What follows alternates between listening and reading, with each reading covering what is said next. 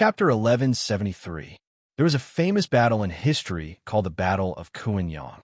In the Battle of Kuinyang, Lu Xiu defeated Wang Mang's army of 400,000 with only 20,000 soldiers. This was a famous example of a battle in which one side defeated many. 20,000 people against more than 400,000. This seemed like an impossible task. However, in the Battle of Kuinyang, a meteor flew into the enemy's camp. During the battle, strong winds blew and torrential rain poured. In an extremely short period of time, many extremely bad weather conditions appeared. With the help of the celestial phenomenon, Lu Xiu won the Battle of Kuinyang, which seemed almost impossible under the circumstances. Because of this, Emperor Guangwu of Han was jokingly called the Son of the Dimension and the Great Magister by later generations. Although Zhao Yi didn't summon meteors to help like Emperor Guangwu, the news of him inviting the Sea Dragon King had already spread to several countries. Li Yi didn't really believe in the Son of the Dimension and luck. However, he couldn't deny that Zhao Yi's luck was extremely good. Rui sat beside him and said softly, "Husband." Li Yi retracted his gaze and shook his head. "It's okay. We've finished eating and rested for the night. In less than 10 days, we'll reach the Wu Kingdom's imperial capital." He had expected the Qi Kingdom to defeat the Zhao Kingdom, but he didn't expect it to be so fast. They practically swept through everything in their way and headed straight for the Zhao Kingdom's imperial capital. Although they could conquer the Zhao Kingdom in an extremely short period of time, it exposed a bigger problem. After conquering the Zhao Kingdom, they would need to spend a lot of effort to suppress the rebels in the Zhao Kingdom. This would take a very long time. This wasn't Zhao Yi's style of doing things. A hint of doubt appeared on Li Yi's face. What was Zhao Yi so anxious about? Zhao Kingdom, Qiang. The original capital had become the capital of a fallen country. A month ago, Qiang City was conquered. The king of the Zhao Kingdom and his concubines, the royal family of the Zhao Kingdom, and all the officials were captured. Inside the palace, the officials gathered together once again. "Your Majesty committed suicide for his country yesterday." A middle-aged scholar stood in front of the hall and said calmly, "A fine bird chooses a good tree to nest in. Grand Tutor, the Zhao Kingdom has fallen. Why are you so stubborn?" "Ha ha ha." Opposite him, a white-haired old man threw his head back and laughed wildly. "A loyal subject does not serve two masters. The Zhao Kingdom has fallen. His Majesty has died for his country. I, along with the Zhao Kingdom, will die with his Majesty." He turned around, looked at the crowd behind him, and shouted, "Who's going with this old man?" A middle-aged official stepped forward and laughed. "This lowly official is willing to go with Grand Tutor." A young official walked out and shouted, "I'm willing to die with you. Since the country has fallen, your subjects shall die. The ministers of a fallen nation have no face to continue living. Let's go together." In an instant, more than 10 figures stepped forward. "Fellow colleagues, this old man will take his leave first." The white-haired old man laughed, stamped his feet, and hit his head on a pillar in the hall. He died instantly. Grand Tutor's legs are not good. This lowly official will also go first. On the way to hell, he will have a walking stick. An official smiled, suddenly pulled out a guard's long saber, and cut his own neck. "You are only a 5th-rank official. How dare you compete with me for the walking stick of the Grand Tutor?" Another official snorted, picked up the long saber on the ground, put it to his neck, and cut it open. "Your Majesty, I'm coming with you." Soon, more than 30 bodies were piled up in the hall. Even the surrounding guards had looks of horror on their faces. They couldn't help but distance themselves from the corpses. The middle-aged scholar watched them die one by one, with a calm expression on his face. When the last person shouted, "Die with the country," and stabbed his long saber into his own heart, the crowd was dead silent. Some people were angry, some were ashamed. But in the end, no one walked out. Cough, cough. A few coughs came from outside the hall, and a figure slowly walked into the hall. The middle-aged scholar hurried forward and said worriedly, "Your Majesty." Zhao Yi waved his hand and refused his help. He looked at the corpses in the hall for a long time, then said, "Bury them." The middle-aged scholar nodded and bowed. "As you wish." A person walked in from outside the hall and said in a low voice, "Your Majesty, the envoy of the Jing kingdom has arrived." Zhao Yi nodded and said, "Bring them to the side hall." The middle-aged scholar looked at him and said, "Your Majesty, you should rest for a while." The imperial physician said, "You can't continue like this." Zhao Yi waved his hand and said in a hoarse voice, "It's okay." The middle-aged scholar's expression changed. He looked at him but did not say anything. In a side hall of the imperial palace, several officials of the Jing kingdom were waiting anxiously. This time, the number of soldiers of the Jing kingdom who had been captured by the Qi kingdom was more than 10,000. When they learned the news, they didn't wait for the imperial court's order and rushed here day and night. They had to bring back these 10,000 soldiers in one piece, no matter what. It was 10,000 lives. It was not hard to imagine what harsh conditions the Qi kingdom would offer. This would be an invisible war, and the success or failure of the war depended on them. The door of the side hall was pushed open. They immediately stood up and looked at the door. It was a young man who walked in. Judging by his age, he should be about the same age as their Majesty. But his face was a bit pale, and his steps were a bit unsteady. It seemed that he was not in good health.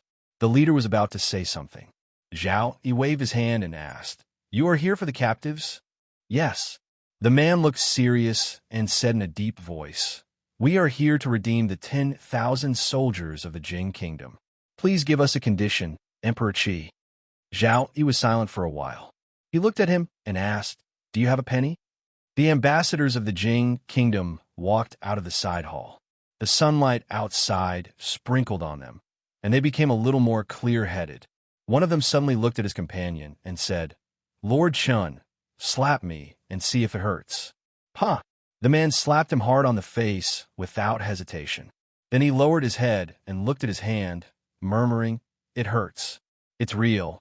Half of the official's face immediately swelled up. Blood seeped out of the corner of his mouth. One of his teeth even loosened. He looked at Lord Chun with a bewildered expression.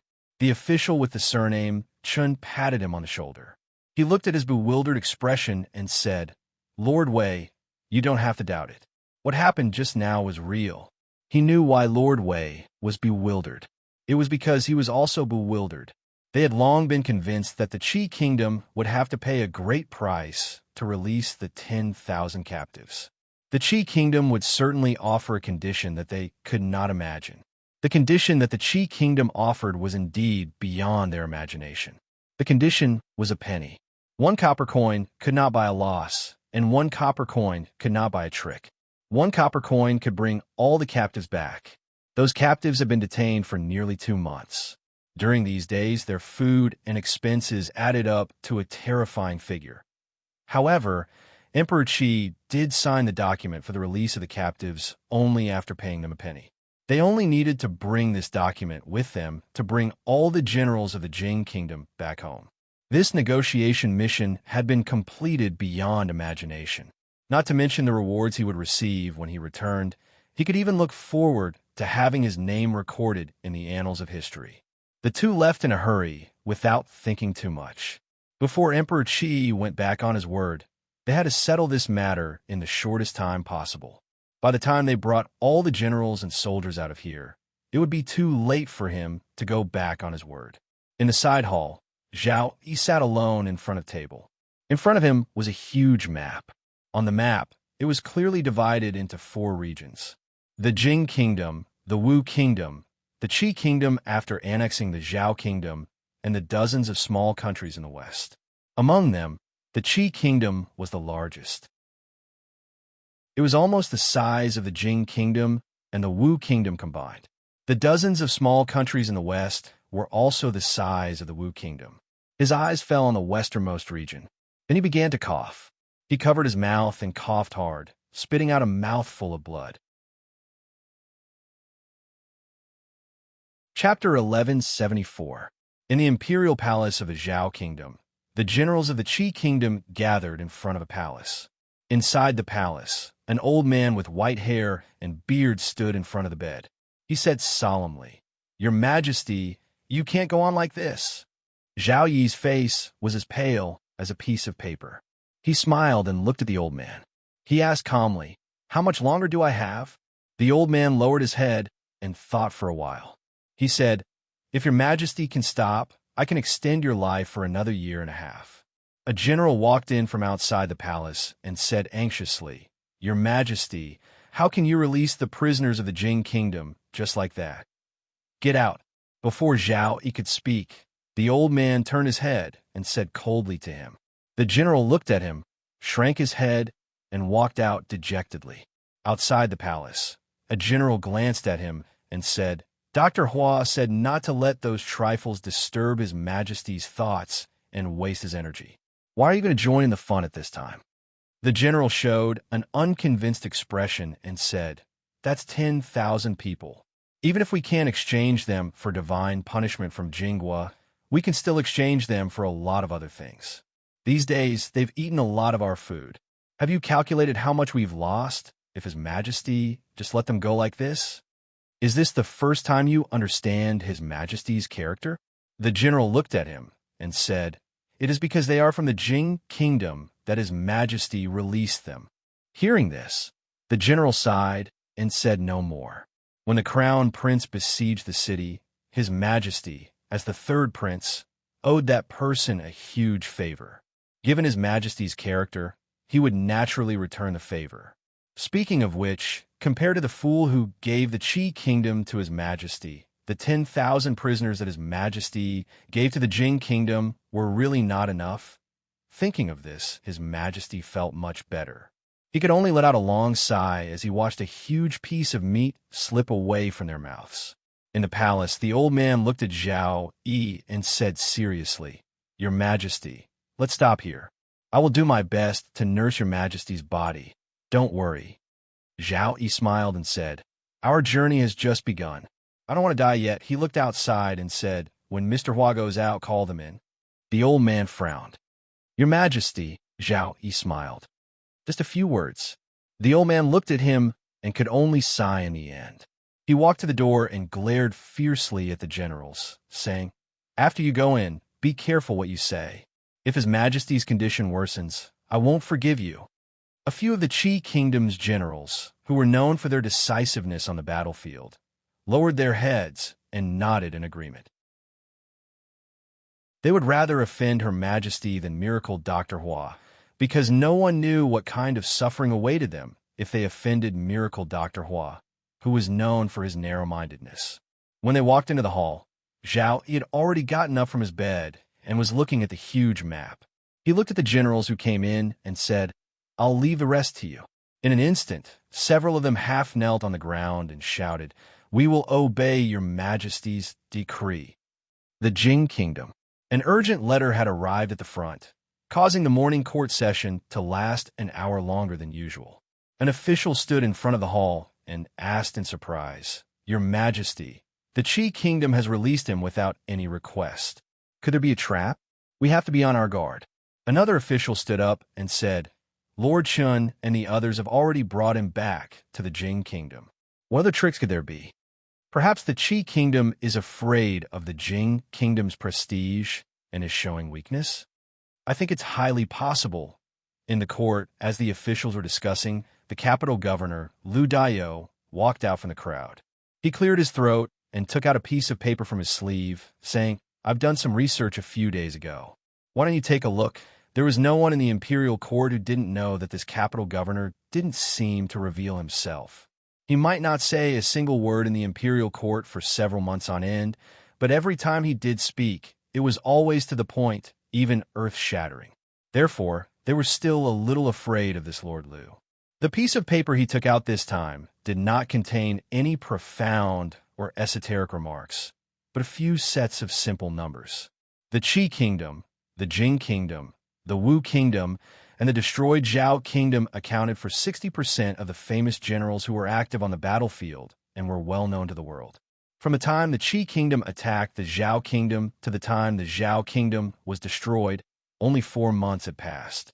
Before the appearance of Tianfa, the Qi Kingdom and the Jing Kingdom had fought dozens of battles, big and small, and the Jing Kingdom had lost 80% of the battles. After the Qi Kingdom destroyed the Zhao Kingdom, it launched a large-scale expedition to the west. As of today, 7 small countries in the West had been incorporated into the territory of the Qi Kingdom. This thin piece of paper and the data recorded on it were like a vicious slap to the faces of all the courtiers in the hall. This piece of paper told them that without Tianfa, the Jing Kingdom's military strength was far inferior to the Qi Kingdom's. In recent years, the Jing Kingdom's economy had taken off, and the people's lives were stable. Basically, it had reached the peak since the founding of the country. In terms of military strength, with the advantage of Tianfa, the other countries were deterred.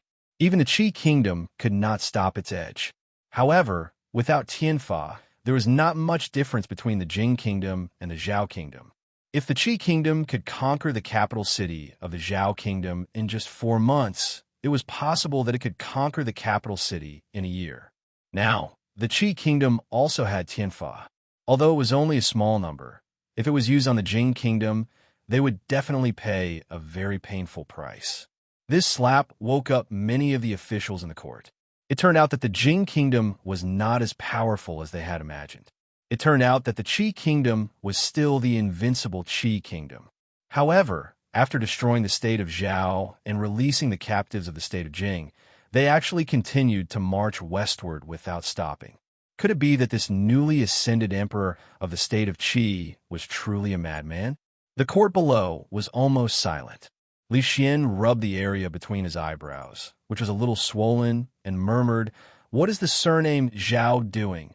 When Li learned that Zhao Yi had unconditionally released the captives of the Jing Kingdom, he was already in a province of the Wu Kingdom, which was only a day's journey away from the imperial capital. Was this a return of his favor? If he thought about it carefully, he had given Zhao Yi the Qi Kingdom. Although the favor he returned was great, it was still not enough compared to the throne of the Qi Kingdom. Zhao Yi had already conquered the Zhao Kingdom and was advancing toward his goal of ruling the world. When he completely conquered the 20 small countries in the West, there would only be the Jing Kingdom, the Wu Kingdom, and the super big Qi Kingdom on this continent. Li felt a little uncomfortable in his heart.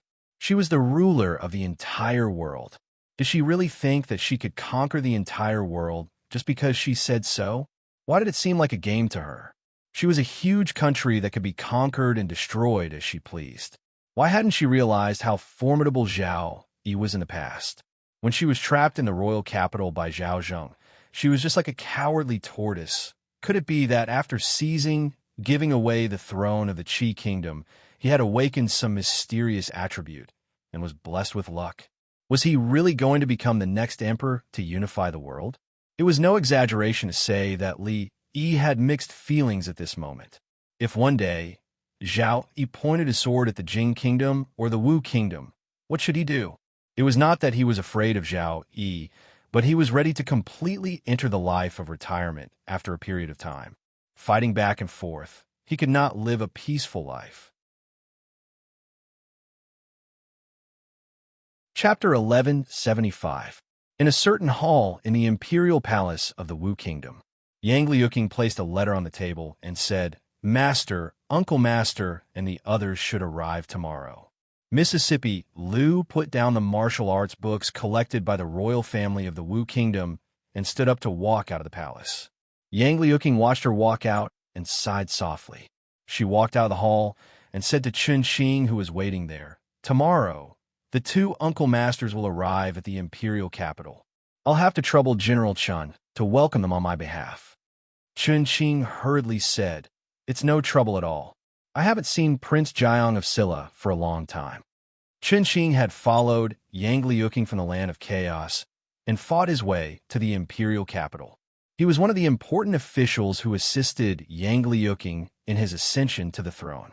His status was equivalent to that of a founding general and was completely different from how it was a few years ago. Even when envoys from the Jing Kingdom or the Qi Kingdom came, he didn't need to personally go out of the city to welcome them. However, it was different this time. After receiving the order, he hurriedly left. If he didn't bring Wei Liang along to welcome Jiang of Silla tomorrow, he would probably not be finished with him in the future. He would also have to bring Blind Fan along. They had all received kindness and guidance from Jiang of Silla, so these etiquettes were necessary. Mississippi Liu returned to the hall and took out autumn water. She said to Yang Liuqing, "I'll be away for a period of time. Even though you're tired from state affairs, you can't neglect your martial arts. This will be very beneficial to you." Yang Liuqing nodded and said, "I understand." Not long after, the white-haired elder walked into the hall and asked in confusion, "Why did your master leave?" Yang Liuqing thought for a while and said, "Master, she has some matters to deal with." Yang Wanli didn't pursue this matter and suddenly asked, "I heard that Li Brad is coming?" Yang Liuqing nodded and said, "Martial uncle will arrive tomorrow." "That's good." A smile appeared on Yang Wanli's face as he said, "This kid has a lot of wicked ideas and a belly full of evil tricks. When the time comes, let him help you come up with more ideas." Li Yi had seen the capital cities of the Jing Kingdom, the Qi Kingdom, and the Wu Kingdom. Putting aside personal feelings, the capital of the Qi Kingdom should be the most imposing, at least from the outside. Of course, all in all, the capital was more prosperous. The Wu Kingdom's imperial city was the most wretched of the three. Along the way, Li Yi and Rui learned more about Wu Guohua. After a decade of turmoil, the Wu Kingdom wanted to restore its foundation. It was a long-term task and not something that could be done in a short period of time. Yang Liuqing had just ascended to the throne not long ago. Everything in the Wu Kingdom was waiting to be done. Although she had a small notebook that he had specially made for her, nothing could be done in one go. After the civil war ended, the Wu Kingdom's tianfa was no longer supplied to them in the fringe. Li didn't think it was necessary in the past, but now he might have to change his plan. Every few days, he would hear the news that the Qi Kingdom had annihilated a small country in the west. With the Qi Kingdom's current strength, it was only a matter of time before they swept through the countries in the west. When that time came, on this continent, only the Wu Kingdom and the Jing Kingdom would be left standing in his way of becoming the ruler of the world. If the Qi Kingdom went all out, the Wu Kingdom might not be able to win even with tianfa. If there was no tianfa, then the Zhao Kingdom might very well be a lesson for them. Of course, the Jing Kingdom wouldn't just watch as the Qi Kingdom annexed all the other countries. When that time came, it would truly be time for the reshuffling of the powers on this continent. He and Rui entered the city gate and asked for the location of the imperial palace.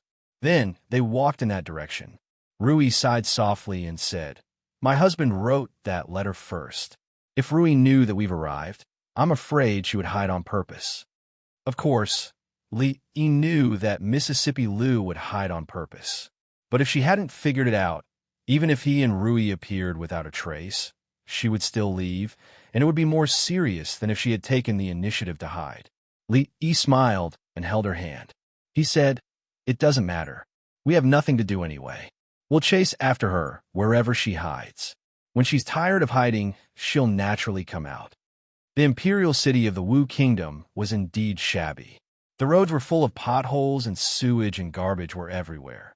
It couldn't even compare to a second-tier city in the Jing Kingdom, let alone the capital, which had all been replaced with cement roads. Even the main roads of the important cities in the Jiangyi region of the Qi Kingdom were paved with neatly cut bluestone slabs. Of course, this was also due to Li Yi's own negligence. The little notebook he gave to Yang Liuqing recorded mostly revolutionary experiences. He also touched a little on how to govern the country after seizing the fruits of victory. But there was no mention of these basic constructions. "Get out of the way! Get out of the way!" A fine horse galloped from behind, and the pedestrians on the street all dodged to the side.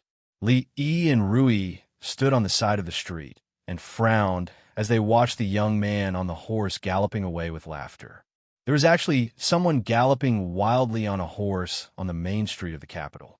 How did Yang Liuqing become the empress? He bent over to help an old man who had accidentally fallen to the ground while dodging. He couldn't help but ask, "There's someone galloping wildly on a horse on the streets of the imperial city. Doesn't the authorities care?" The old man sighed and asked, "Young master, you're not from here, are you?" Li Yi nodded. "There's something you don't know, young master." The old man looked ahead and said, "That person on the horse just now is the young master of the Zhang family. There are several members of the Zhang family who are high-ranking officials in the imperial court. When His Majesty was suppressing that usurper, the Zhang family helped His Majesty a lot. How could the authorities dare to care about this kind of thing? Even if someone really died from the collision, it would be in vain that His Majesty that the old man was talking about was naturally Yang Liuqing. When Yang Liuqing and the others attacked the imperial city of the Wu Kingdom, they actually didn't expend too much effort, and they didn't use heavenly punishment either. It could even be said that they didn't expend much effort, because at that time, the original tyrant of the Wu Kingdom was already disloyal and disloyal. The officials, nobles, and various great clans in the imperial city all wanted nothing more than to overthrow his tyranny. When Yang Liuqing and the others fought their way here, the gates of the imperial city were wide open, and the commoners lined the streets to welcome them.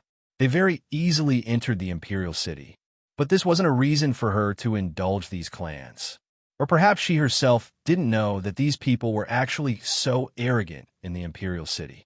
But no matter what the reason was, if her little martial nephew wanted to become a qualified empress, she still had a very long way to go. She still needed to train her well. There was no training.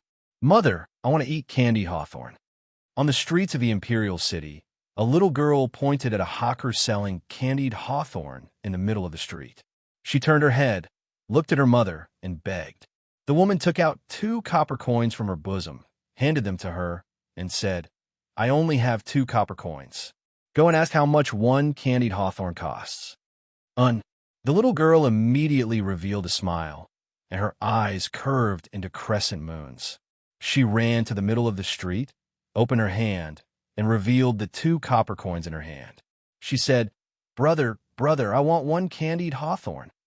The hawker selling the candied hawkers was a youth about 17 or 18 years old. He held a stick in his hand, and on top of the stick was a raised haystack. The haystack was filled with candied hawthorns. He looked at the 2 copper coins in the little girl's hand, rubbed his head, and said with some embarrassment, "My candied hawthorn, 3 copper coins each." The little girl's eyes instantly dimmed. She made an "oh" sound and turned to walk outside. The youth stood in the courtyard, thought for a moment, and suddenly said, "Little sister, wait a moment." He took a candied hawthorn from the haystack, handed it to her, and said, "Forget it. I'll sell 1 to you for 2 copper coins. Don't tell anyone else. If I sell all of them for 2 copper coins, I'll lose money."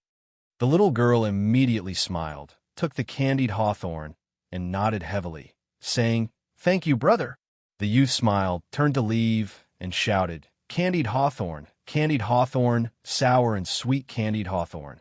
The little girl stood in the middle of the street, licked the candied hawthorn, and showed a happy smile. "Get out of the way."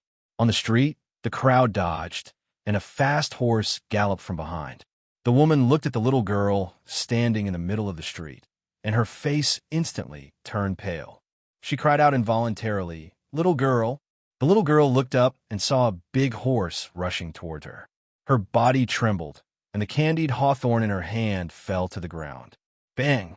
An extremely dull sound suddenly rang out. The horse fell to the ground, and its head was already broken, and it was no longer breathing. The youth on the horse flew straight out. After landing, his body bent in a strange way, and he lay on the ground, howling miserably. The young man selling the candied hawthorn looked at the scattered candied hawthorn on the ground, and his face showed a look of pity. The candied hawthorns scattered on the ground, and the haystack at the top of the stick also flew out. He pulled off the gray cloth that wrapped the stick, and everyone could see that it was not a wooden stick at all, but an iron stick as thick as a child's arm. It was also because of this that he was able to smash the horse to death with 1 strike. However, this youth was really strong, and such a thick iron stick in his hand seemed to be weightless. The little girl had already recovered from the shock, and she looked at the youth in a daze and murmured, "Brother, you're so powerful as Sun Dashung." The youth was stunned when he heard this, and he turned the iron stick in his hand and said embarrassedly, "Is that so? Actually, many people say that." Chapter 1176. Sun Dashing was a character in Journey to the West. The story and drama of Journey to the West could often be heard in the brothel.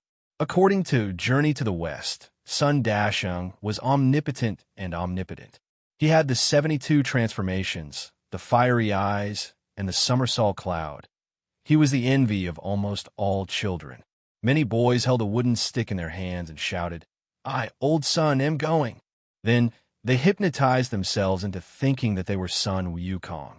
Therefore, when that brother waved the stick in his hand and saved her, the little girl took it for granted that he was Sun Dashing. After being praised by the little girl, the young man's face turned slightly red. He looked at the candied fruits scattered on the ground and felt a little distressed. The woman had already rushed over at this moment. She held the little girl in her arms and asked worriedly, "Girl, are you okay?" The little girl raised her chubby little hand and wiped the tears off the woman's face. She said, "Mother, I'm fine. This big brother saved me." The woman came back to her senses and quickly looked at the young man. She said anxiously, "Benefactor, leave quickly. That person is the young master of the Zhang family. The Zhang family will definitely not let you off." The young man shook his head indifferently and said, "If they come to catch me, I'll beat them up. If they come, I'll beat them up. If they come, I'll beat them up. If they come, I'll beat them up. No matter how many come, I'll beat them up." "Benefactor," the woman looked anxious. Just as she was about to speak, there was already a commotion in front. A group of bailiffs separated the crowd and walked over. They said lazily, "What happened? Why are you all gathered here?" When the leader saw the young man lying on the ground, the laziness on his face suddenly disappeared. He said in panic, Mr. Zhang, what happened to you?" At this moment, Mr. Zhang had already fainted from the pain. One of them hurriedly squatted down. After checking, he licked his dry lips and said, "Detective Zhao, Mr. Zhang's limbs are all broken." Detective Zhao looked at Mr. Zhang's twisted limbs and said in a trembling voice, Is he still alive?" The man nodded and said, "He's still breathing." Detective Zhao kicked him hard and said, "Then what are you waiting for? Take Mr. Zhang to the doctor." After the two carefully carried the young man away, Detective Zhao looked around and said angrily, "Who did this?" A dead horse lay in the middle of the road. A young man stood in front of the horse's body. Arrester Zhao estimated the distance between the horse's carcass and them. It was at least 5 to 6 feet away. No wonder young Master Zhang was in such a state. The fact that he didn't fall to his death from such a long distance was already a blessing. Zhang Chun. Thus, Chen Zhang Chen Shan. He looked at the corpse of the horse lying on the ground, and then looked at the iron rod in the youth's hand. He was a little scared, but he forced himself to gather his courage and asked, "Did you do it?" The lad looked at him and said, "He galloped on the street and almost hurt a passerby. Even so, you can't do that." Detective Zhao raised his voice. "If I don't stop him, his horse will kill someone." The teenager picked up the iron rod with one hand and put it down again. A deep pit appeared on the ground.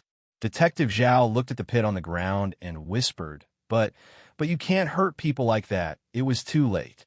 The young man explained, "I only killed the horse. He flew out on his own." Detective Zhao widened his eyes and said, "If you don't kill the horse, will Mr. Zhang be able to fly out?" "I don't care." The youth looked at him, then at the passers-by around them, and said, "I didn't touch him. They can all testify." Detective Zhao had a headache. He looked at him and said, "Even if you didn't kill anyone, it's still wrong to kill a horse. Young hero, why don't you come with us to the Yamen and we can talk about it?" The young man shook his head and said, "I won't go. There are no good people in the Yamen." Detective Zhao looked at him and said, "Resisting arrest is a serious crime." The young man picked up the iron rod and spun it in his hand. He said, "You guys come. I'm not afraid." The constables around him couldn't help but take a step back. They were afraid. The rod was obviously made of fine iron. When it was waved, it seemed to stir the air around it. Just looking at the mangled horse's head, one could tell how much strength was contained in that strike. They didn't think that their bodies were harder than the horse's head. Even a light scratch would break a few ribs. A constable looked at the woman and the little girl squatting on the ground and suddenly asked, "You were the ones who were almost hit, right?" The little girl nodded and said, "Big brother saved me." Big Brother is not a bad person. The constable looked at Detective Zhao, and Detective Zhao immediately understood. He looked at the woman and the little girl and said, "Since this matter is related to you, please come with me." The woman's expression changed. The young man took a step forward and stood in front of them. Detective Zhao's expression darkened. He said, "Are you going to defy the government?" The young man looked down at the mother and daughter, and then at the constables opposite him. He said, "I'll take responsibility for my own actions. It's not their fault. I'll go with you." Detective Zhao smiled and said, "Then I'll have to trouble you to come with us." The young man walked in front with the iron rod in his hand. Detective Zhao looked at the person behind him and said in a low voice, "Watch the mother and daughter. Don't let them escape."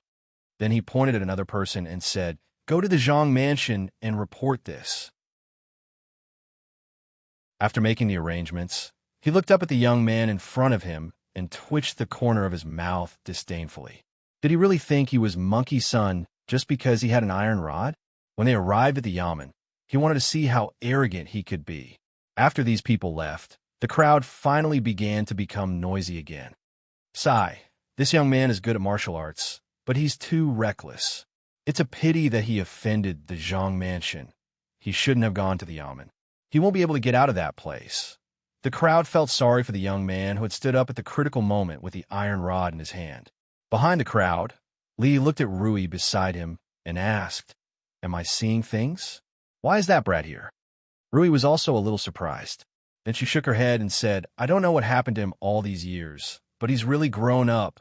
Li smiled and said, "Although this brat is a little naughty, he's still responsible. Let's go, or he'll suffer."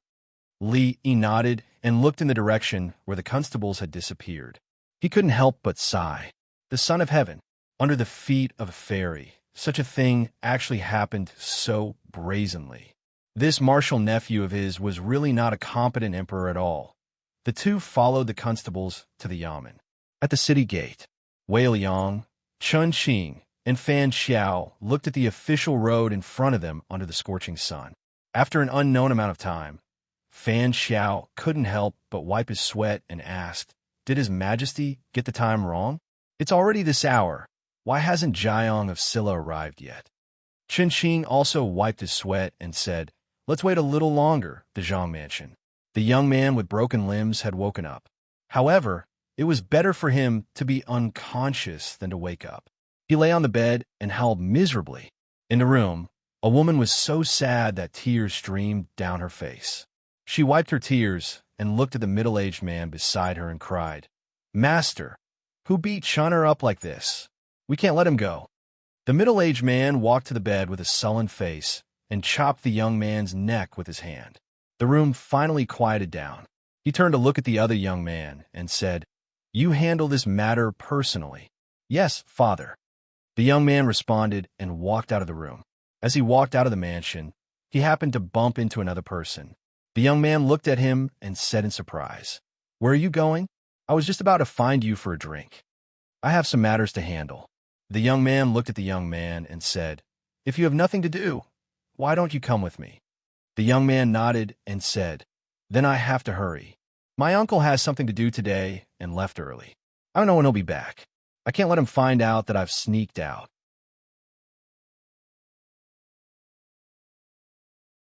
Chapter 1177. Young hero, you are not allowed to bring weapons in the public hall. A constable walked to the young man's side and smiled apologetically. He was about to take away the thick metal rod in the young man's hand. The young man held the metal rod. The constable used all his strength, but the rod didn't budge at all. The constable opened his mouth. "Young hero, this," the young man finally let go.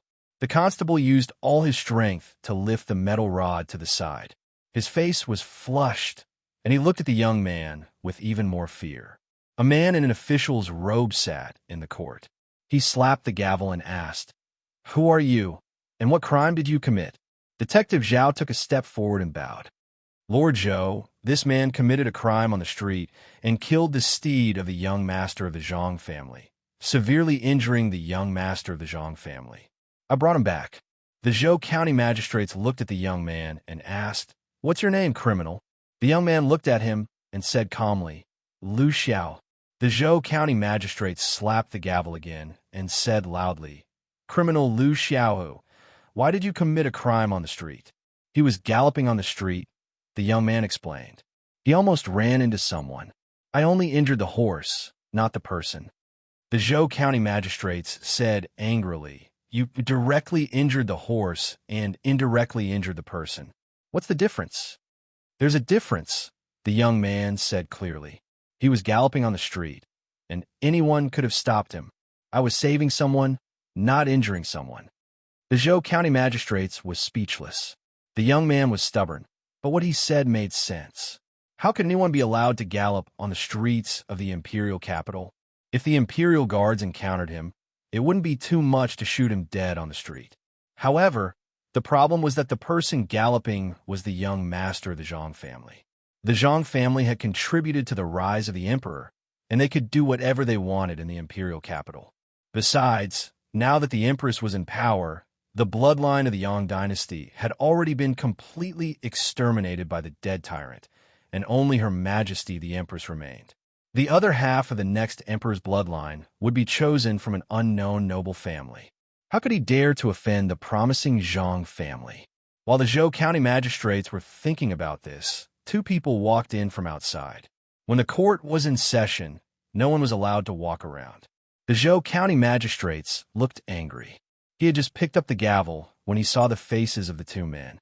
His heart skipped a beat, and he gently put down.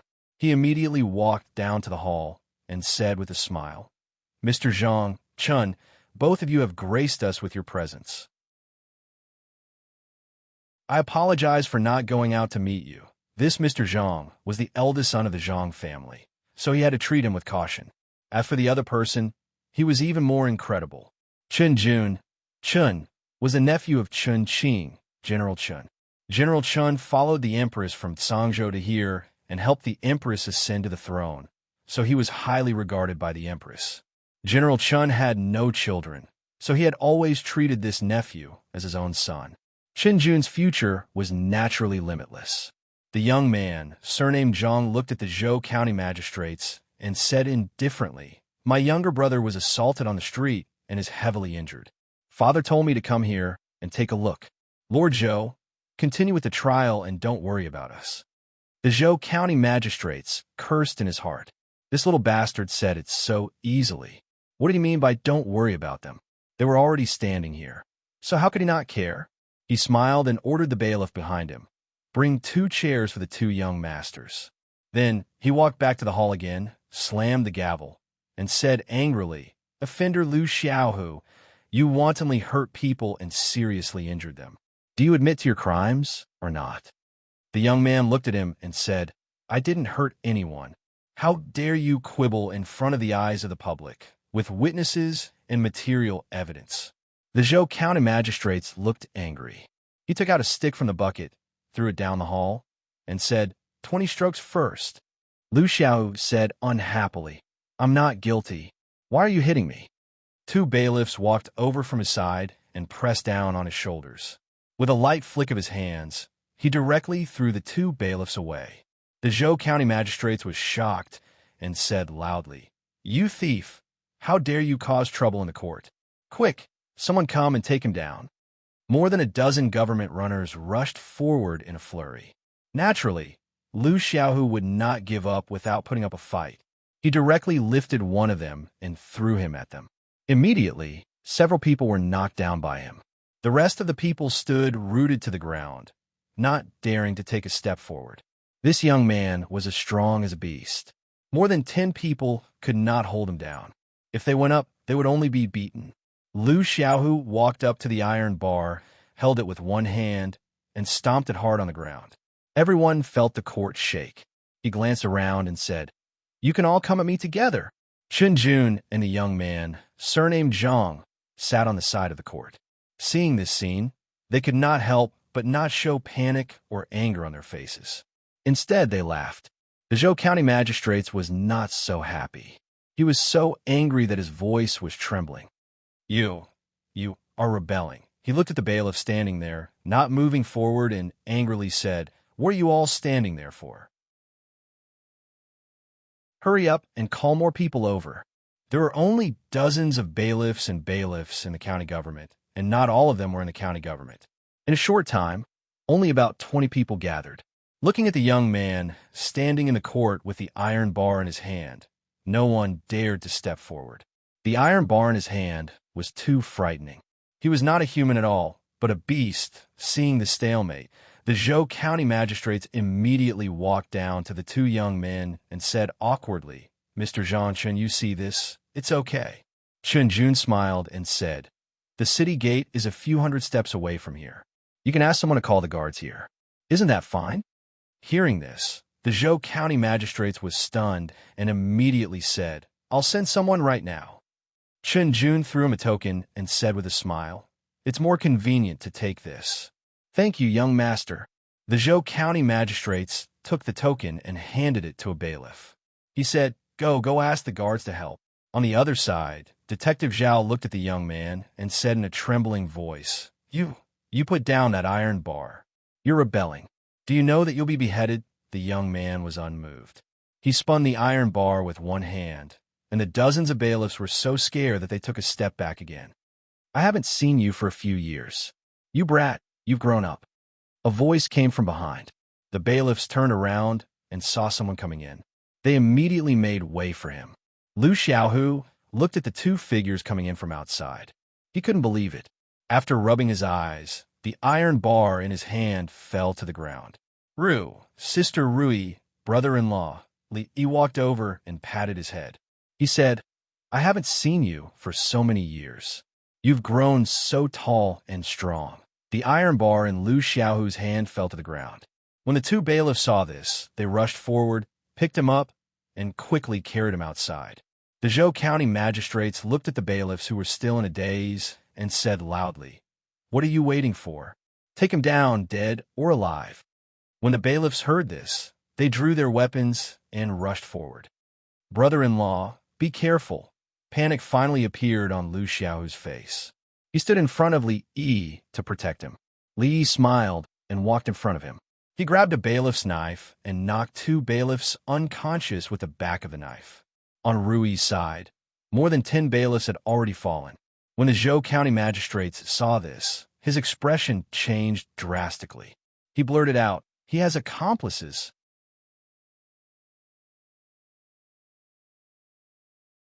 Chapter 1178. Within a few breaths, the bailiffs and bailiffs who had rushed into the court were all lying on the ground. Mr. Zhang and Chen Jun looked at each other. A smile appeared on the former's face, and he said, Interesting. The Zhou County magistrate's face was pale. He held the table and said in a trembling voice, Are you trying to rebel?" Li Yi ignored the Zhou County magistrates and walked to the two young men. He looked at them and said, "What are you waiting for? Get up." Mr. Zhang and Mr. Chen's expressions changed, and they stood up silently. At this time, they naturally would not try to be heroes. Those who tried to be heroes were all lying on the ground. Li Yi moved the two chairs over and sat with Rui. He asked Lu Xiaohu, "Why are you in the Wu Kingdom?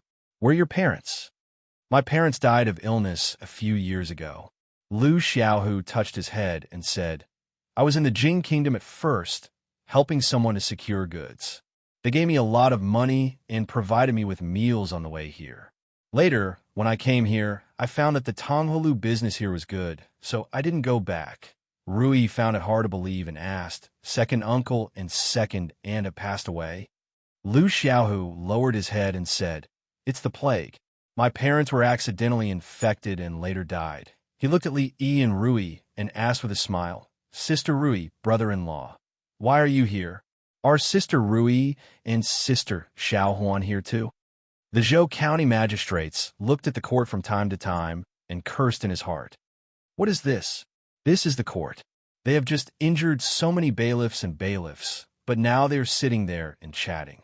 Do they have any respect for the court?" The faces of Mr. Zhang and Chen Jun completely darkened.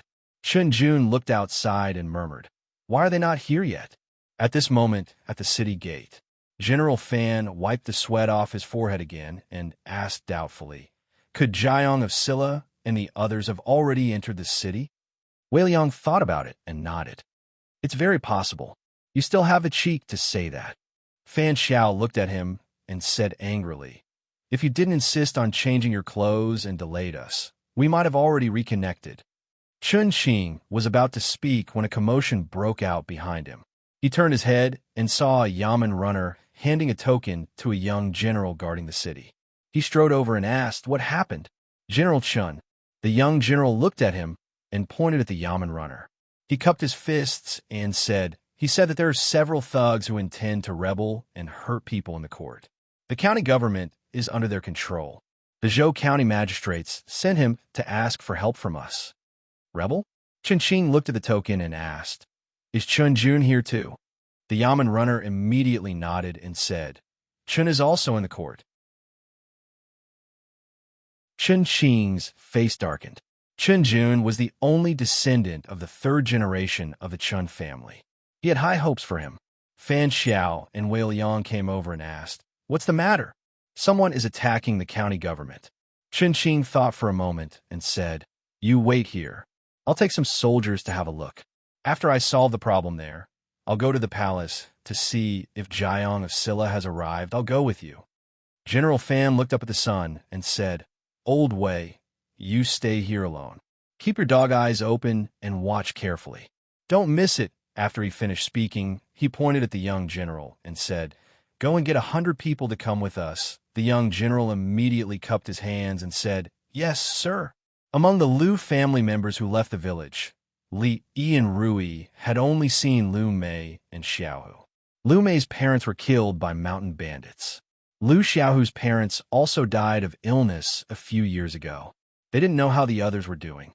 The grudges of the past were naturally not worth mentioning now. The naughty child who would sneak into the mountains to look for Sun Wukong when he heard about the Monkey King and was beaten by his mother to the point that he could only stand and listen to stories for several days had grown up into the young man in front of them. Suddenly, there was a rush of footsteps at the gate of the county government. The Zhou County magistrates, who had been anxious for a long time, suddenly felt refreshed and said with joy, they're here. Zhang Can and Chen Jun smiled at the same time. A group of soldiers with bows and arrows ran in from outside and surrounded the court. Where are the rebels? A rough voice came from outside the door. After Yang Liuqing ascended the throne, he sent someone to deliver a few plates to the Wu Kingdom, saying that it would be convenient for him to act in the Wu Kingdom. Li Yi's hand had reached to his waist and touched the plate, but he took it back when he heard the voice. Fan Xiao strode in from outside the door and saw the two people sitting in the hall as soon as he looked up. Plop! His eyes widened, and he paused and tripped over the threshold of the court. Chen Jun knew Fan Xiao. He didn't expect that General Fan would come in person, so he hurried forward and said, Uncle Fan, why are you here? Fan Xiao didn't pay attention to him. He quickly got up from the ground and ran to Li Yi, saying in surprise, Your Highness Jiang of Silla, why are you here? Jiang of Silla? Chen Jun was stunned. The man named Zhang can look puzzled. At this time, there were no kings in the Wu Kingdom. Which king was this Jiang of Silla? The Zhou County magistrates ran over excitedly and stopped with a pale face. Jiang of Silla. No matter which Jiang of Silla he was, he knew that he had made trouble today just by looking at General Fan's attitude. With the one-eyed general's temper, even if the master of the Zhang family was standing here, he wouldn't have such an attitude. Before Chen Jun could come back to his senses, he saw his uncle walking in from the door. He was shocked and immediately walked forward, bowed and said, Second uncle. His uncle, who had always been strict with him but was extremely protective of him at the critical moment, didn't look at him at this moment. He walked straight in, half knelt on the ground, and said respectfully, Chun Qing greets Your Highness Jiang of Silla. Fan Xiao came back to his senses and half knelt on the ground as well. He cupped his hands and said, Fan Xiao greets Your Highness Jiang of Silla. If it was just a king of the Jing Kingdom, they naturally didn't need to pay such great respect. But the problem was Jiang of Silla was His Majesty's martial uncle. The reason why His Majesty could eliminate the rebels and successfully ascend the throne was 90%, no, more than 90%, was because of Jiang of Silla. If it wasn't for Jiang of Silla, they, including His Majesty, would have died in Sangzhou. Chun Jun's body swayed, and he felt that his vision was a little dark. Why didn't he stay at home today? Why did he want to come out for a drink? Why did he accompany Zhang and watch the show? Why did he give the token to the Zhou county magistrates? Even if he didn't do any of these things, he wouldn't have seen his uncle treat that person so respectfully. Since he had nothing better to do just now, he was thinking about how many ways these rebels would die. Get up. Li waved his hand, stood up, and asked, "Why are you here?" General Fan said, "His Majesty asked us to go out of the city to pick you up. We heard that there was a change in the county government, so we immediately rushed over, leaving Wei Liang to wait there alone." After he finished speaking, he strode out of the hall and said, "Put away your weapons." Then he pointed at another person and said, "You, go outside the city and call General Wei over. When he heard His Majesty asked us to go out of the city to pick you up." The Zhou County magistrate's legs turned to jelly and he fell to the ground.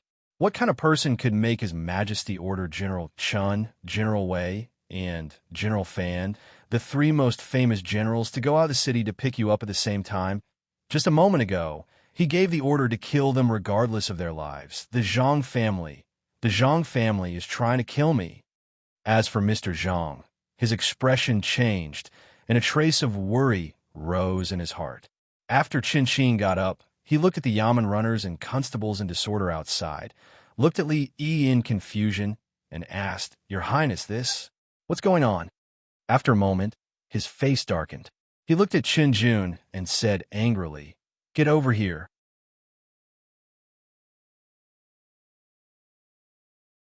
Chapter 1179. Wei Liang and Qin Qing belonged to the military, so they couldn't directly intervene in political affairs. According to the laws of the Wu Kingdom, the young master of the Zhang family should be sentenced to death. Of course, laws were laws. If they were actually implemented, they would only be punished with a considerable amount of silver.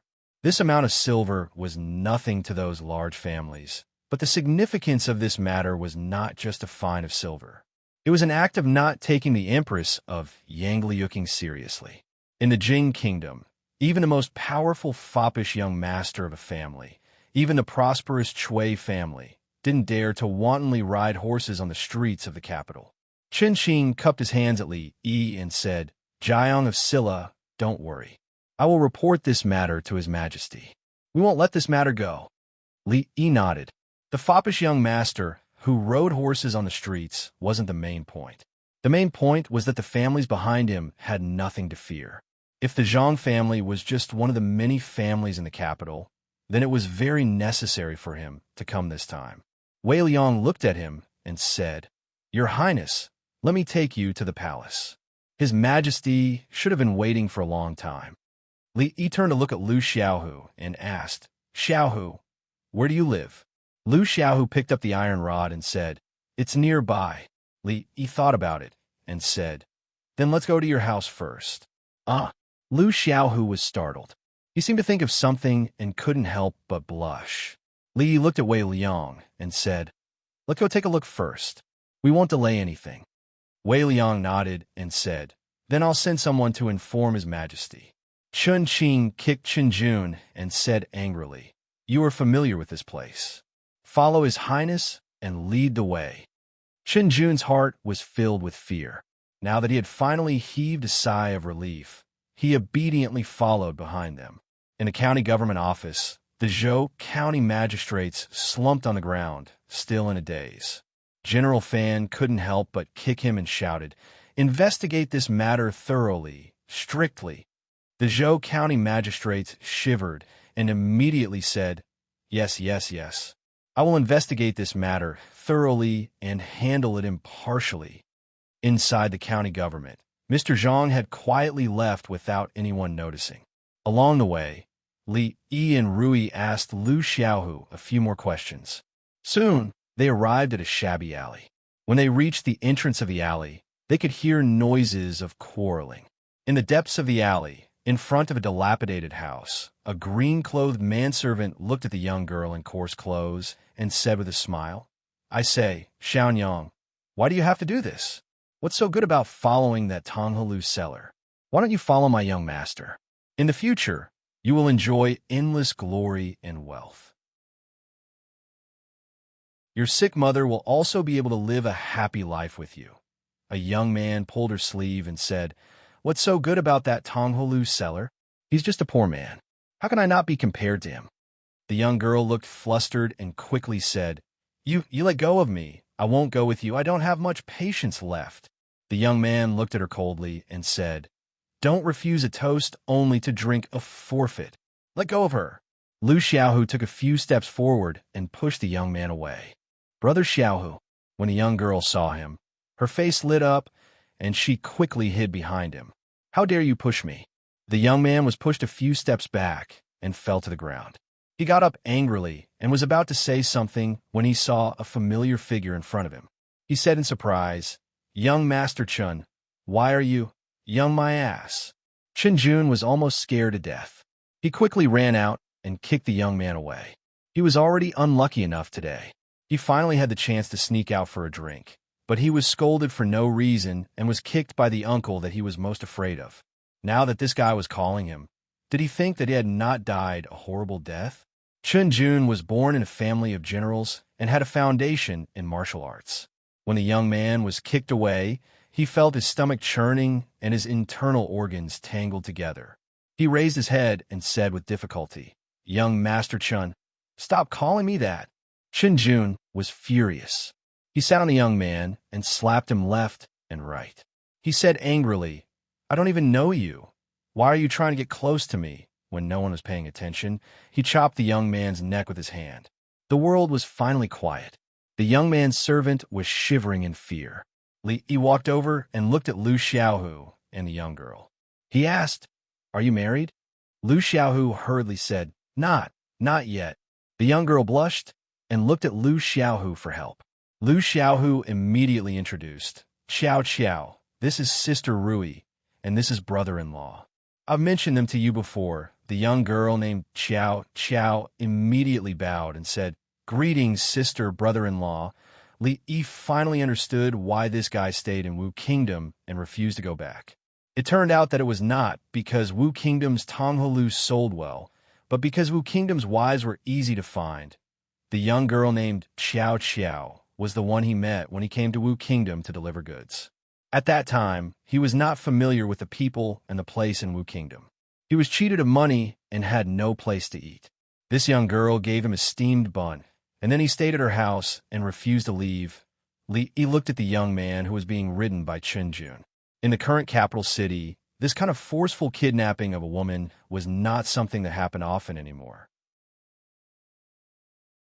Of course, the capital a few years ago was not much different from here.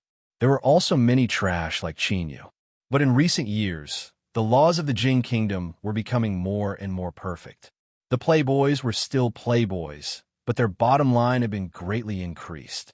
At most, they would flirt with women verbally, but they did not dare to do anything more outrageous. Shawnink's Women's Union had dealt with countless playboys in the past few years. But once human lives were involved, even if they were ordinary people or beggars, Lu Yi would teach them a good lesson.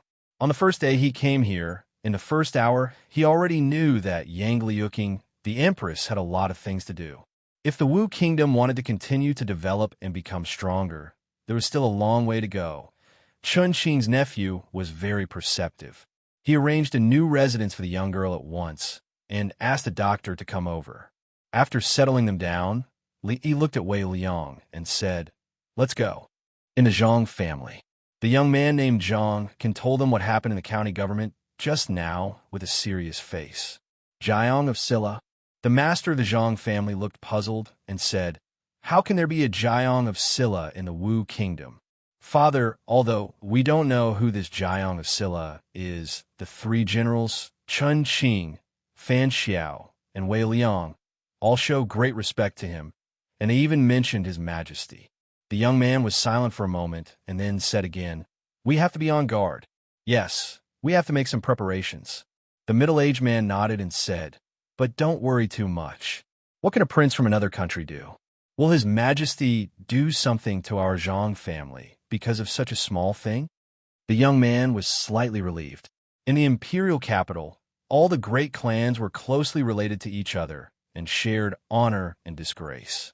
Pulling one hair could affect the whole body. When Her Majesty had entered the imperial capital, she had been of great help to her.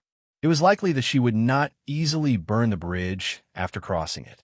The master of the Zhang family walked out of the room and raised his head again. He couldn't help but murmur, "Who on earth is this Jiang of Silla?"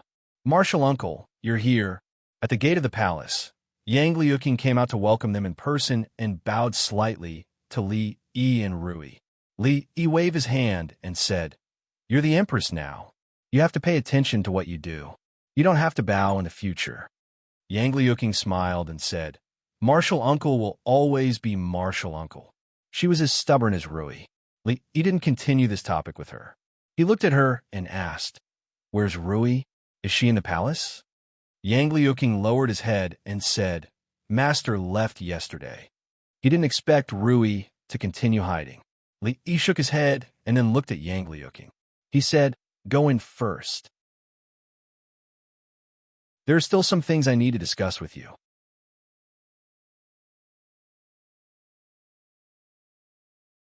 Chapter 1180. Li indeed had a lot to say to Yang Liuqing. She not only had to conquer the world, but she also had to learn how to bring peace to the world. The latter was more difficult and more important than the former. She had already sat on the throne of the Empress, but this was not the end, but the beginning. Ruling a country did not rely on divine weapons, nor did it rely on divine punishment. If she wanted to sit on this throne for a long time, she had to learn these things. Li Yi walked to a hall and sat down. When he was about to speak, he saw Yang Liuqing standing there. He was startled and said, "Sit." Yang Liuqing shook her head and said, "Uncle Master, please teach me. I could just stand and listen." What Li Yi wanted to say was actually a reprimand, but her attitude was so proper that he could not say it. After all, she was no longer the little disciple of Rui, but the empress of a country. Although he had not been polite to the emperors of the Jing Kingdom and the Qi Kingdom, she was still one of his people. Li Yi's heart softened a little. He coughed softly and said, "You can sit first." Yang Liuqing sat opposite him, raised her head, and looked at him seriously. He did not feel it before, but now that she was looking at him like this, Li Yi felt a little uncomfortable. He did not know what he wanted to say for a moment. He remembered it. As the capital of the Wu Kingdom, the infrastructure of the imperial capital had to be paid attention to, whose streets in the imperial capital were full of foul-smelling ditches and potholes. One could die from the jolting in a carriage around the city. Moreover, the crowded streets were not a place for a horse to ride. What if the horse bumped into someone? Even if it did not bump into anyone, it would be wrong to bump into flowers and plants. Moreover, the parents of the Jing County colluded with the big clans in the city, inverted right and wrong, and misjudged cases. Was this the style that the imperial capital should have? The imperial capital was like this, not to mention other places. How did she become the empress? Thinking of this, Li Yi looked at her and saw that she was looking at him sincerely. Li Yi looked at her and thought for a moment before asking. The emperor and the princess are different. They have to worry about both the big and small things. This is your first time coming into contact with these things. Have you gotten used to it? Yang Liuqing lowered his head and said, "I wasn't used to it first, but I gradually got used to it. Nothing can be accomplished at once." Li Yi stood up, patted her on the shoulder, and comforted her. "Take it step by step. Take it one step at a time." Yang Liuqing looked up at him and asked, "Martial uncle, what should I do?" Li Yi did not like to be a teacher, but when his own martial nephew looked at him like this and treated him as a pillar of support, he felt somewhat satisfied. His first impression of the imperial capital was that it was dirty and messy. Not only was this related to the reputation of the country, but it could also easily lead to more problems. To become rich, first build roads. To rule the country, first build roads. For the people of Rui City and Shuzhou, this idea had already been ingrained into their bones. Li Yi thought for a moment and said, "First repair the roads in the imperial capital." "Easy for you to say." An old voice came from outside the hall. The old man called Yang Wanli walked in and looked at him. He said, "The savings of the national treasury have long been used up by that traitor. The court can't even pay the salaries of the officials. Where do we have the money to do these things? Will you give it to me?" Why hadn't Li Yi realized before that this old man Yang Wanli was so shameless? The Wu kingdom belonged to the Yang family, not the Wu kingdom of the Li family. Why did he have to give money? His shamelessness already had some of the demeanor of Li Xian. Imperial Granduncle. Yang Luqing walked in front of Li Yi and shook his head at Yang Wanli. Li Yi had always felt that any problem that could be solved with money was not a problem, because making money was not a problem at all. The same method had been used in the Jing kingdom and the Qi kingdom. There was no reason why it couldn't work in the Wu kingdom. Yang Wanli looked at Li Yi's expression and was delighted. He immediately said, "Do you have some bad ideas again?" The Zhang family. The head of the Zhang family had just been fined a large sum of money by the court because his youngest son had let his horse loose on the street. The money was small, but his reputation was important. The head of the Zhang family sat in the hall with a gloomy expression. Before he finished his cup of tea, a figure rushed in from outside. "Big brother, something bad has happened." The head of the Zhang family looked at the middle-aged man who had rushed in from outside and frowned. "What's the matter?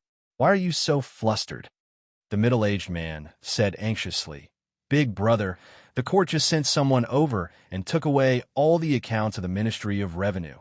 The head of the Zhang family glanced at him and said indifferently, "If they took them away, so be it. The accounts of the Ministry of Revenue are checked several times every year. Do you think they can find anything this time?"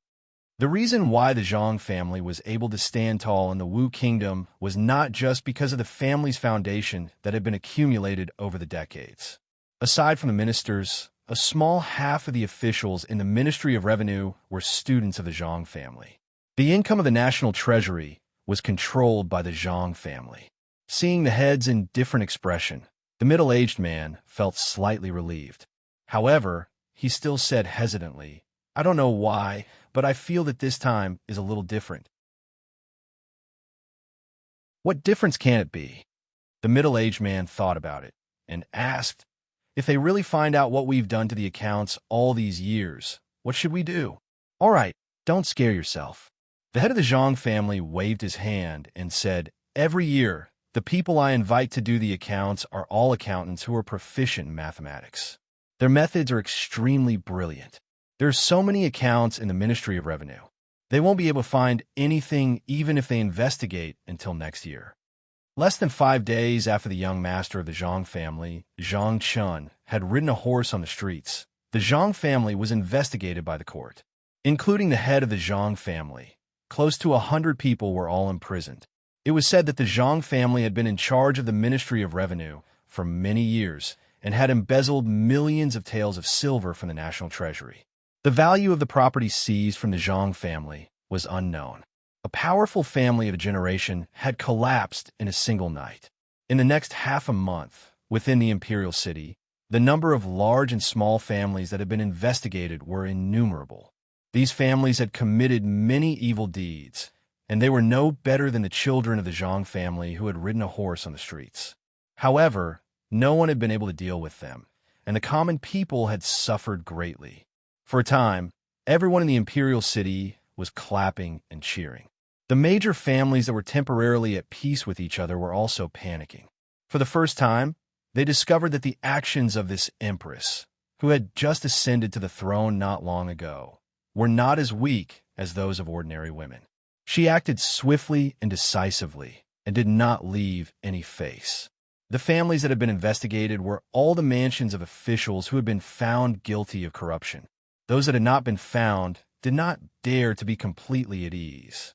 Even a family like the Zhang family had collapsed just like that, with General Wei Liang personally leading a group of people to investigate, regardless of whether the Zhang family really deserved to be punished for their crimes or the fact that the empress, who had already ascended to the throne, had hidden away her good bow and was preparing to act against these large families. The entire sky above the imperial city was covered with a layer of dark clouds.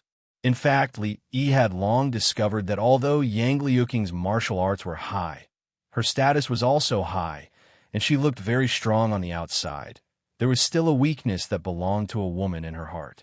She held military power in her hands. When facing those disobedient large families in the imperial city, she did not need any reason. In fact, she could use force to suppress them. Why would there be a need to investigate the accounts? Of course, the former method would not win the hearts of the people, so Li Yi did not advocate it. If it were not for the fact that he and Rui wanted to spend some alone time together, it would have been a good choice to bring Mingzu along. The current Yang Liuqing, except for the fact that she had the crown of an empress, was actually in a similar situation compared to Mingzu in the past. The path that Mingzu had taken was the path that she was going to take now. Of course, compared to Mingzu, she was much luckier. She did not need to take any detours. Everything went according to plan.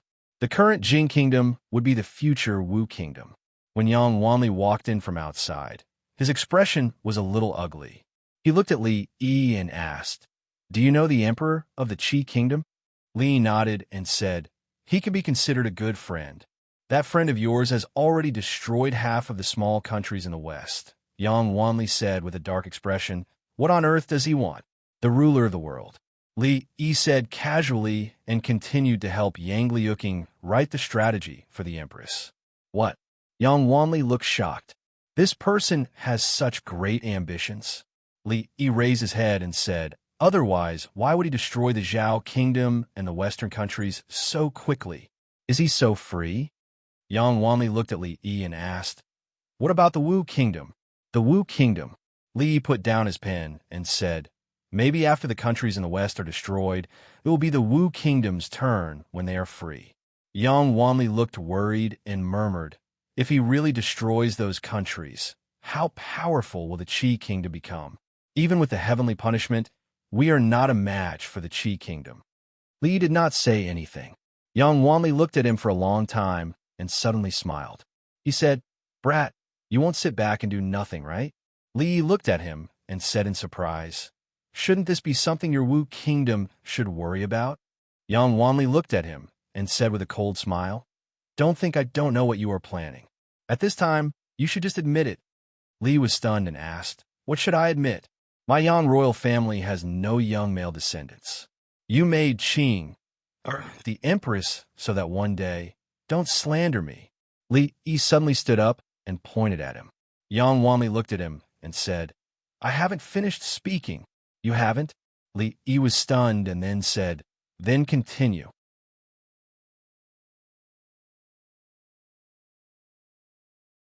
Chapter 1181. Yang Wanli was puzzled by Li Yi's sudden agitation. He thought for a moment, looked at him, and asked, "Let me ask you, is there no more males in our Yang royal family?" Li looked at him for a long time and couldn't help but ask, "When was it cut?" Yang Wanli's eyes narrowed, and he suddenly asked, "You haven't become a grandmaster yet, right?" Li Yi smiled and said, "Even if you were a grandmaster, you are still not a match for my wife, right?" Yang Wanli sneered, "If you are a man, don't mention your wife. You are still not a match for my second Mississippi. You are still not a match for my Mingzu." Li thought for a moment and then added, "You still don't know who Mingzu is, right? But this is not important. You're not a match for Rui, so you're not a match for Mingzu." As a grandmaster expert that was one in a million, Yang Wanli suddenly felt a bit sad. He was not a match for the Lu sisters, not a match for Su Tian, not a match for Tian Dan, and Su Tian said he was also not a match for the eunuch surnamed Chong. Now there was one more. What use did he have for the title of Grandmaster? He took a deep breath, and with great difficulty he calmed his emotions and said, "I mean, other than me." Li wanted to remind him that there was still someone called Yang Fu, but although Yang Fu could still be called a person in nature, he was dead in society, so he didn't mention him again. He nodded and said, "You can only blame your grandnephew for being too ruthless. If the previous emperor of the Wu Kingdom hadn't killed all of the members of the royal family in order to clear away threats, Yang Liuqing's ascension to the throne wouldn't have been so smooth." Yang Wanli continued, "There are no males in the Yang royal family, but the next emperor of the Wu Kingdom must have the blood of the royal family, so he must be Qing Er's child." Li nodded. What Old Man Yang said made sense, but what did this have to do with whether he admitted it or not? Old Man Yang looked at him with a look of understanding and said, Qing'er likes you, so her child can only be your child. Li Yi's heart skipped a beat. He pointed at him and shouted, Don't talk nonsense. Was this old man out his mind? Yang Liuqing was Rui's disciple, his junior nephew. This was a mess. No matter how much of a beast he would never have designs on her. Not yet. I don't blame you. You don't have to deny it. Old Yang looked at him and suddenly said, As long as you promise me that your first son will be surnamed Yang, I won't stop you. Old Man Yang was crazy. He must have gone crazy. Li Yi suspected that it might be because he had gone berserk during his cultivation, or because he had been defeated by him and realized that he was only a pseudo-grandmaster. He suddenly felt that there was no meaning in living and had entered Alzheimer's. He didn't want to argue with a madman, because he still had a lot of things to do. As the saying went, help people to the end, and help the Buddha to the west. He let Yang Liuqing sit on the throne, so he had the responsibility to make sure that she sat on the throne steadily. Now the problem of the national treasury had been solved. A long time ago, Li Yi understood that for the country, the fastest, simplest, and most direct way to make money was, of course, to confiscate the family, such as the Zhang family. After confiscating a few of them, the national treasury would not be short of money. Of course, it couldn't be like cutting chives, which was not conducive to the stability of the country. The reason why those big families existed was that they had a reason to exist, but what the country needed were obedient families. Removing a few of the biggest tumors with thunderous means would naturally have a deterrent effect on the rest of the people. Next, he would have to take things step by step. In fact, it was to repeat the path that Imingzu had taken. It included setting up an academy, supporting the children of the poor, and breaking the monopoly of the big families in the officialdom. The technology of papermaking and printing would also be passed to her in order to break the monopoly of the big families on books. The laws of the Wu Kingdom also needed to be further improved. Unlike the Jing Kingdom, they were still in a stable transition period, so they had to be bold and strict in implementing the laws.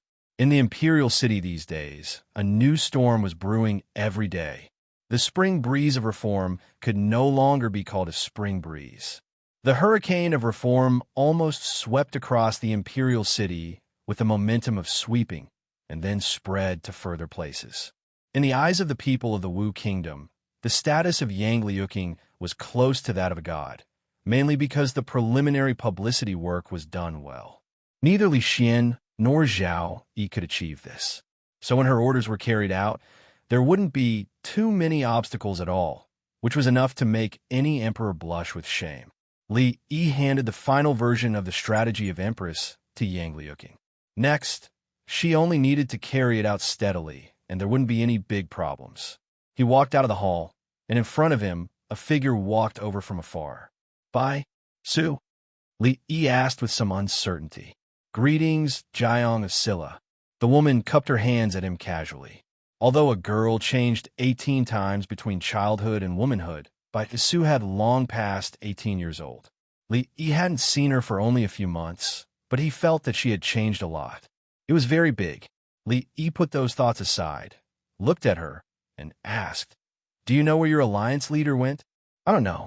Bai Su shook her head. Rui didn't tell others about his whereabouts, but it was unlikely that he didn't tell Bai Su. Li thought for a moment, then asked, What are you doing here? Bai Su said casually, To find Lady Qing. Li Yi waved his hand. Their martial arts were similar, and they both followed Rui. Bai Su and Yang Liuqing had a good relationship. In front of a palace, on a large empty space. Bai Su and Yang Liuqing were both panting slightly, their hair a bit messy.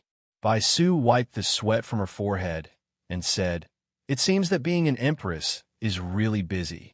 The next time we meet, you won't be a match for me. Yang Liuqing looked at her, curled her lips, and said, You only won by half a move. What is there to be proud of? Half a move is still a win. Bai Su took off her outer garment and put it to the side. She looked at her and said, Next time, it will be 1 or 2 moves. Yang Liuqing didn't continue this topic. She looked at Bai Su and suddenly said, "Stand there and don't move." Bai Su looked at her and asked in confusion, "What is it?" Yang Liuqing walked in front of her, looked at her for a long time, and suddenly asked, "Did you find another secret recipe?" Bai Su lowered her head and immediately understood the meaning of her words. She blushed and asked, "You think so too?" Yang Liuqing nodded. A smile appeared on Bai Su's face, and she said, "When can I be like the alliance leader? Dream on." Yang Liuqing looked at her and then asked, "When are you leaving?" Bai Su casually said, "In 2 days together with Senior Rui." A hint of envy appeared on Yang Liuqing's face, but it quickly disappeared. The silver needed to build the academy doesn't need to come from the national treasury. The local gentry and rich merchants will be very willing, and even have a lot of surplus. The extra silver needs to be managed by special people, and it will eventually be used on the academy, which can save the national treasury's expenses on the academy. When Li was explaining some details to Yang Liuqing, he found that her eyes were looking forward, and she was lost in thought. Li lightly knocked on the table. Yang Liuqing immediately came back to her senses and hurriedly said, "I'm sorry, Martial Aunt." "It's fine." Li waved his hand and said, "If you're tired, we can talk about it tomorrow." "I'm not tired." Yang Liuqing shook her head and looked at him and said, "Martial Aunt, please continue." Li nodded and spoke again. "We can't blindly suppress the large clans in the capital. It's best to rope in some of them and form a balance and restriction." Li looked at Yang Liuqing, who was in a daze again, and knocked on the table again. She had been very strange these days. She, who had always been more serious than anyone else, had frequently been absent-minded these days. Li looked at her and asked worriedly, "What's wrong with you?" Yang Liuqing looked at him and opened her mouth, but she didn't say anything. "There's nothing that can't be said." Li looked at her and said seriously, "No matter what happens, your master and I will stand by your side." Yang Liuqing was silent for a long time, and then she suddenly raised her head, took a deep breath, and looked at Li and said, "Martial Aunt, I don't want to be the emperor anymore." Li was slightly startled. Yang Liuqing looked at him and gathered her courage and spoke again, "Martial Aunt, I don't want to be the emperor. I want to return to Rui City. I want to return to the Lu League. I want to stay by my master's side and learn martial arts from her."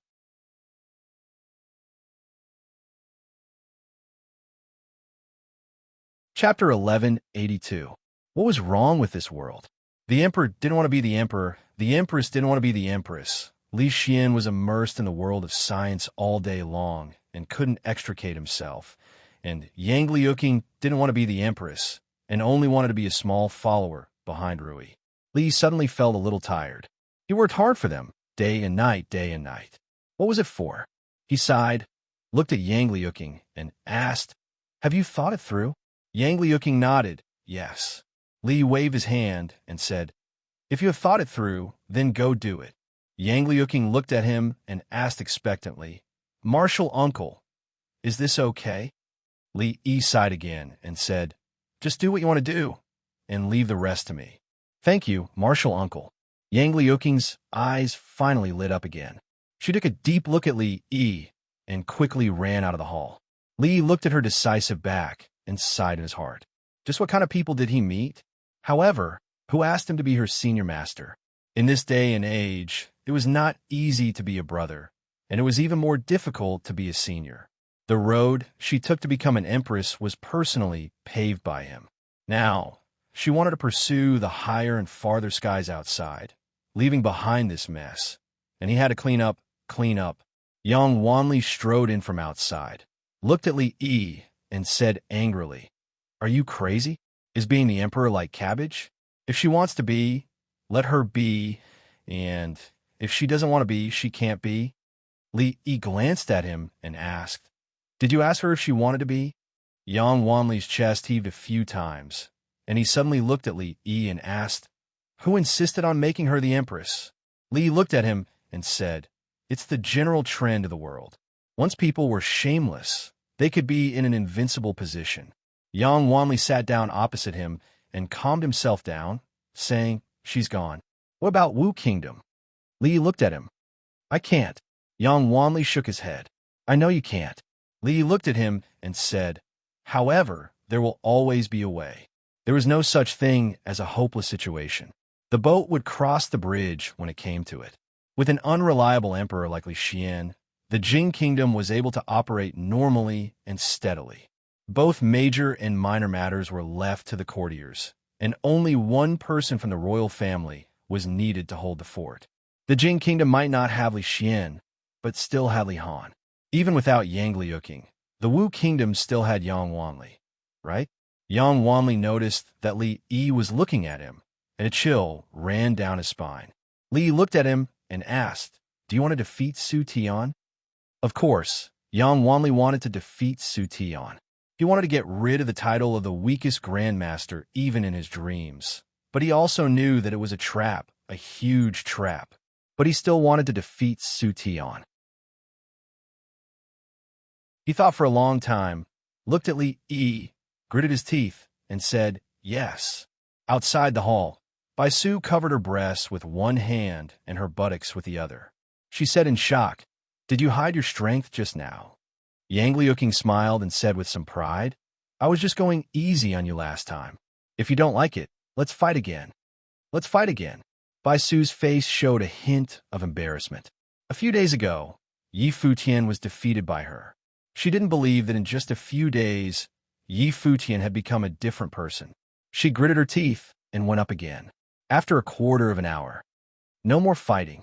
Bai Su still maintained the posture of covering her breasts with one hand and her buttocks with the other. She looked at Yang Liuqing and asked suspiciously, did Senior Rui teach you some tricks again? Yang Liuqing let out a long sigh of relief, shook his head, and said with a smile, no. Li felt slightly regretful. Yang Liuqing could learn from anyone, but he just had to learn from a good-for-nothing like Li Xian. Even if she said that she also wanted to become the ruler of the world, Li Yi would immediately have people continuously offer up Tian Fa and cannons and let Zhao Yi go back to rest and have children. She was already in her 20s, and she was still an emperor. She hadn't even given birth to a son, so what face did she have to wander around? How embarrassing. However, he thought about it, and still didn't plan to force his thoughts on her. If she wanted to learn martial arts from Rui, then so be it. In any case, the identity of the Empress was still there, so there was no difference. He sighed, picked up his brush, and began to list out the rules. In the imperial capital of the Wu Kingdom, in the recent half a month, the Empress who had already ascended the throne for a long time was finally no longer silent. Almost every day, there would be new government decrees being issued. At the beginning, several big families, including the Zhang family, had their properties confiscated in a thunderous way, which caused countless people to clap their hands and cheer. The Ministry of Justice amended dozens of laws, including the abolition of using silver as a substitute for crime, and standardized the process of trial. Every injustice must be redressed, and every case must be tried. For a time, the door sills of all the government offices were almost broken by people. In addition, the most important thing was the establishment of the National Affairs Council. The National Affairs Council wasn't a department that dissociated from the imperial court. It had 21 members, and all of them were important officials of the imperial court. Among them, Prime Minister Wang was the head, and the 6 ministers were his assistants. The censor, and the 3 military generals all had their own duties. Problems that couldn't be solved by the imperial court will be decided by the votes of the National Affairs Council. If the National Affairs Council didn't agree, and the difference in the number of votes was less than 4, the final decision would be made by the elder ancestor who temporarily took over the government. As for the Empress, she would temporarily leave the imperial capital to inspect the surroundings to stabilize the Wu Kingdom, which had just been stabilized for the officials of the Wu Kingdom. The National Affairs Council wasn't something new. The neighboring Jing Kingdom did the same thing. Things from a Jing Kingdom were good and worth learning from. There was no doubt about this. The only thing that surprised them was that the Empress would leave the imperial capital. There didn't seem to be such a precedent in the past. However, this wasn't important. It hadn't been a few days since the incident with the Zhang family, so it didn't matter if the Empress left. With the National Affairs Council, the operation of the imperial court wouldn't have any problems. If the Empress stayed in the capital, if one day she had a sudden impulse and decided to purge the various big families, they would have to experience another reign of terror. At the end of the day, they still didn't have much confidence in a woman becoming the Empress. Li Yi discovered that ever since the burden on his shoulders had been removed, Yang Liuqing had come back to life. He watched her spar with Bai Su outside the palace hall, and her figure was unprecedentedly light. From the first time Li Yi saw her, she had been carrying a heavy burden. The great hatred of her parents, the hatred of stealing the country, the hatred of her country and her family pressed down on her until she couldn't breathe. Later, she successfully overthrew the original imperial court and became the Empress herself. But the burden on her shoulders didn't lighten. Instead, it became even heavier. At this moment, she completely let go of all the heavy burdens. "Brat, don't lie to me. Can this thing help me defeat Su Tian?" Yang Wanli held a small booklet in his hand, and his voice traveled to Li Yi's ear. This was the simplified version of the turtle breathing technique. In order to make him willing to take over the Wu Kingdom's business, Li Yi took out all his trump cards. Li Yi looked at him and asked, "As a grandmaster, you should have the ability to distinguish, right?" Yang Wanli thought for a while, then nodded and said, "Then you have to promise me that you won't pass this technique to Su Tian." Li Yi nodded and said, "Now Su and his concubine are in love, and they spend every day in front of the flowers and under the moon. How would they have time to practice? You just practice according to this book. In less than 5 years, you'll be able to fight him to a draw. In less than 10 years, he won't be a match for you anymore." Yang Wanli thought for a while. This brat had eloped with Qing this time. In 5 years, the child would already be able to run. After 10 years with some proper guidance, he would be ready to take over. Although 10 years was a little long, it was still within his acceptable range. He nodded and said, "Okay." Seeing Yang Wanli put away the small booklet and leave, Li Yi let out a long sigh of relief. The matter with the Wu Kingdom had finally come to an end for the time being. There was one thing that he didn't have the heart to tell old Yang. Su had become second granduncle's god-level lackey a long time ago. His skills in cooking were superb, and his progress was naturally even faster. In this life, old Yang might not be a match for him. Deceiving an old man like this made his conscience uneasy. When he went back, he had to remind Su to remember to go easy on him the next time he met him. He turned around, looked at Bai Su, who was not far away, and waved to her. "Now can you tell me, where did your alliance leader go?" "I don't know." The expression on Bai Su's face was a little innocent. Li thought for a while and said, "A secret formula with better effect, and a set of massage techniques. Willow Leaf Village."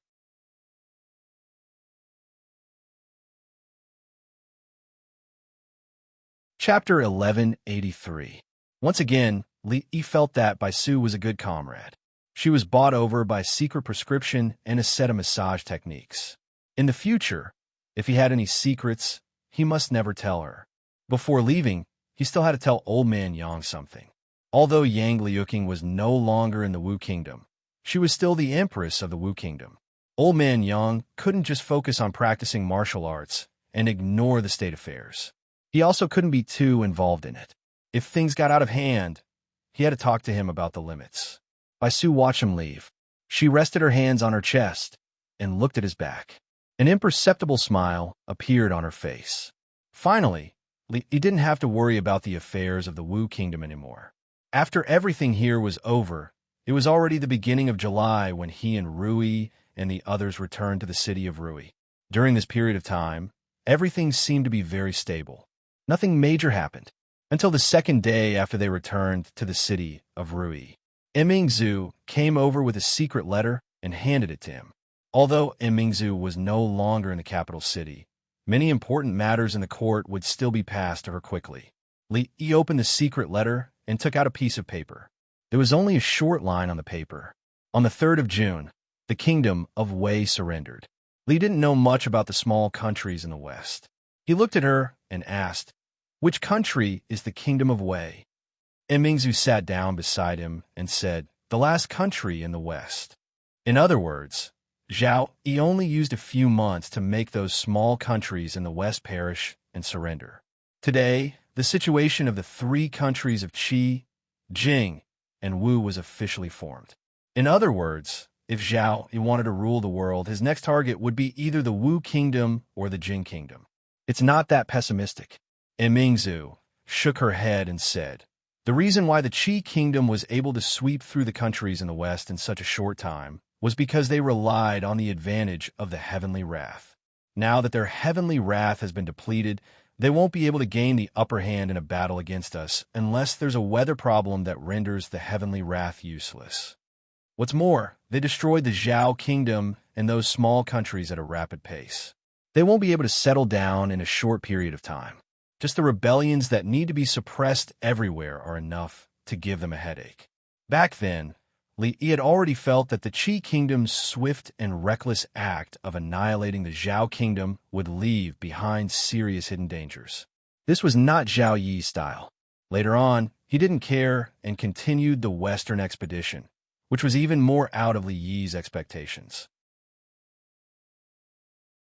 Although they had destroyed the Zhao kingdom and those small countries, given the appetite of the Qi kingdom, they might not be able to swallow so many at once. The biggest possibility was that the areas they conquered would be reduced to the same state as the Wu kingdom a few years ago, where warlords would divide the territories and heroes would rise. This was a situation that gave Li Yi a headache just by thinking about it. Until now, he still couldn't figure out what Zhao Yi was so anxious about. No matter what Zhao Yi was anxious about, the Wu kingdom and the Jing kingdom were anxious. Yang Liuqing had just arrived when the Wu kingdom sent an urgent memorial to him. The state council had already sent envoys to form an alliance with the Jing kingdom to resist the Qi kingdom. At the same time, the decision of the Jing kingdom's imperial court was also sent to Mingzu. They expressed the same thoughts as the Wu kingdom. The Qi kingdom was indeed powerful, but if Zhao Yi wasn't lucky enough to develop divine punishment, the gap between hot weapons and cold weapons would be insurmountable.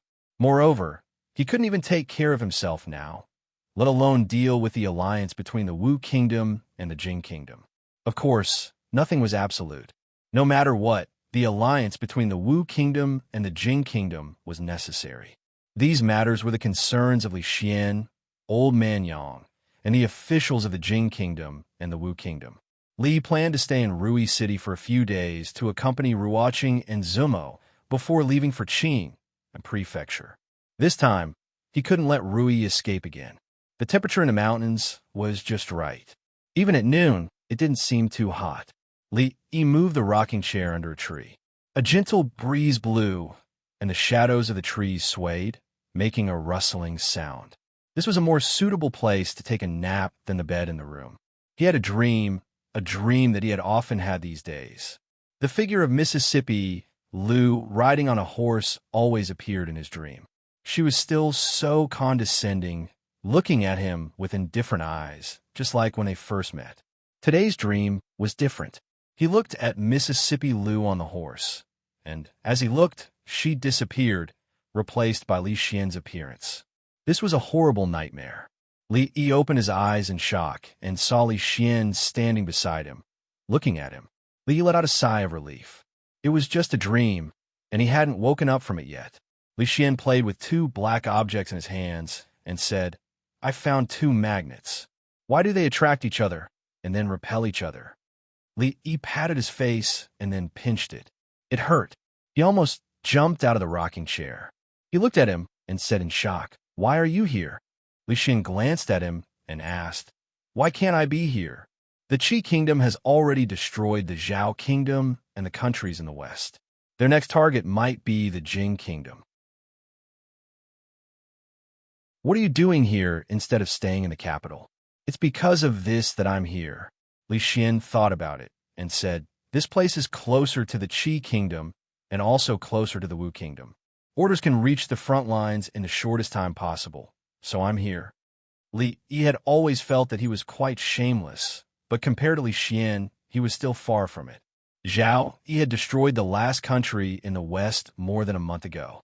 Now that Li Xian had appeared in front of him, it meant that he had set off at least 2 months ago. Could it be that he could foresee the future? Based on this, he had actually set off in a hurry 3 months after he and Mingzu had left the capital. Li looked at him and asked with a frown, "You left the crown prince in the capital when he's not even a year old yet?" Li Xian looked behind him, and Li Yi looked over.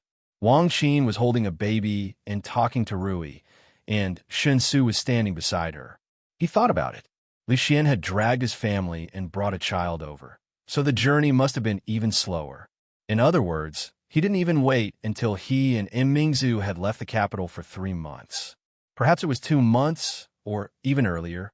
"I can't bear to part with Zhe." Li Xian sighed and said, "He's still so young. He won't be happy being the emperor." The Li family had finally recovered a little of their humanity, and this was something to be happy about. "Why haven't you and Mingzu married yet?" Li Xian frowned at him and said, "Hurry up and have a son. You already have 2 sons. Give birth to another one to be the emperor. In any case, Mingzu also has the blood of the imperial family, and the child she gives birth to will also have the surname Li." Li took back his earlier thoughts. It had only been a few months, but Li Xian had completely lost his humanity.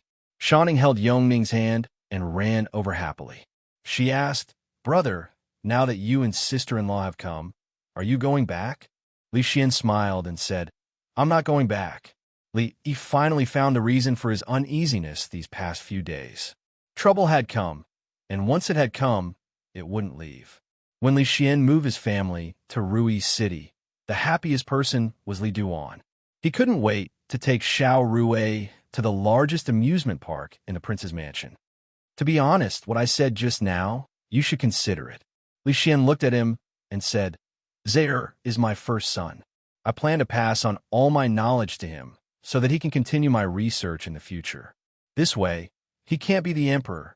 I originally wanted Mingzu to be the emperor, but if your son becomes the emperor, it will be the same," Li Yi said resolutely and decisively.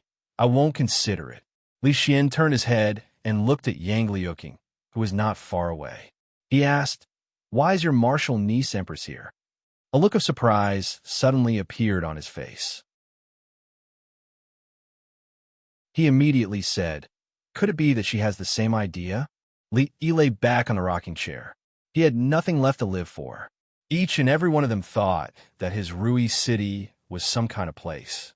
Those who didn't know better would think that he was not only a grandmaster, but also an emperor. Fong walked in from outside.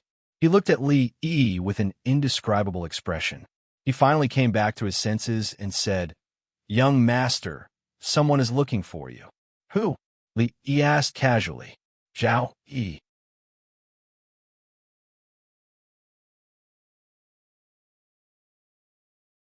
Chapter 1184. Li Yi didn't know which Zhao Yi Fong was referring to, which Zhao Yi was. If it was the Zhao Yi he knew, the Qi kingdom would have ended its western expedition just over a month ago. Unless Zhao Yi had wings, it would be impossible for him to appear here. If it wasn't the Zhao Yi, he wouldn't have known any other Zhao Yi. Li Yi suppressed his doubts and said, "Let him in." Soon, Li knew which Zhao Yi the Zhao it was. He looked at Li Xian, then looked at Yang Liuqing, who was walking over, and then looked at Zhao Yi, who was walking in from outside the door. The world must have gone mad. Either that, or he hadn't woken up from his afternoon nap and was still dreaming. He pinched Li Xian's arm and asked, "Does it hurt?" It could be seen from the pained expression on Li Xian's face that he was in great pain. Zhao Yi walked in from outside the door and walked to Li Yi's side. He cupped his hands and smiled, saying, "Brotherly, we meet again." Then, he turned to look at Li Xian with a slightly surprised look in his eyes. "Emperor Jing is here too." His eyes finally fell on Yang Liuqing. He looked at him for a long time before asking, "Is this the Empress of the Wu Kingdom?" Li Yi felt that it was a pity that there was no camera at this time. The 10th day of the 7th month in the 5th year of Jingping was an extraordinary day. The emperors of Qi, Jing, and Wu kingdoms, the 3 most powerful people in the world, had gathered together without any warning. Together with him, They could form a table of mahjong. This was a day that would go down in the annals of history.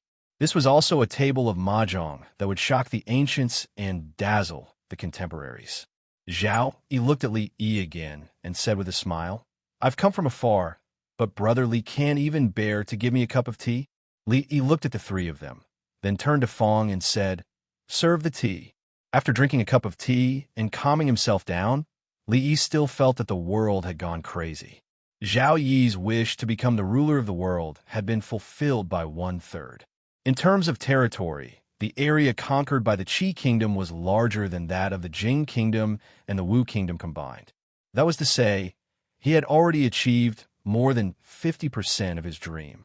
If he wanted to be the only emperor, sooner or later, he would have to go against the Jing kingdom and the Wu kingdom. But now, he was sitting here drinking tea with the emperor of the Jing kingdom and the empress of the Wu kingdom. All he had to do was add some seasoning to his tea or wave his hand, and he, the future emperor, would be done for. Zhao Yi looked at Li Xian and asked, "Emperor Jing isn't in the capital. Why is he here? Why do you care?" Li Xian glanced at him and said, "If he can be here, why can't I be here?" Li could tell that Li Xian was very hostile toward Zhao Yi. This was normal. The relationship between the Qi kingdom and the Jing kingdom had always been tense. It was unthinkable that the two emperors could sit here and drink tea. If there was no hostility, could they still call each other brothers? I haven't seen Emperor Jing for a few years, but he's become more and more irritable. Zhao Yi looked at him and didn't care. He just smiled and said, "A few years ago, when we first met in the Jade's courtyard in the capital, where did the elegant crown Prince Li Xian go? Are you insulting me?" Li Xian suddenly stood up and looked at him angrily. "Are you looking for a fight?" Li Yi pressed Li Xian's shoulder down. It wasn't that he thought he was ruining the atmosphere, but that he didn't want him to humiliate himself. Zhao Yi was a true master of both the pen and the sword. He could govern a country and fight a war. His martial arts were also top-notch. Li Xian's mediocre martial arts couldn't compare to him. He looked at Zhao Yi and asked, "You didn't come all the way here just to ask for a cup of tea from me, did you?" "Of course not." Zhao Yi smiled and said, "It's been a difficult journey. If I don't get to taste Brother Li's cooking, wouldn't it be a wasted trip?" He didn't expect him to not only come for tea, but also for food. Li looked at him and said, "The price of my cooking is very high.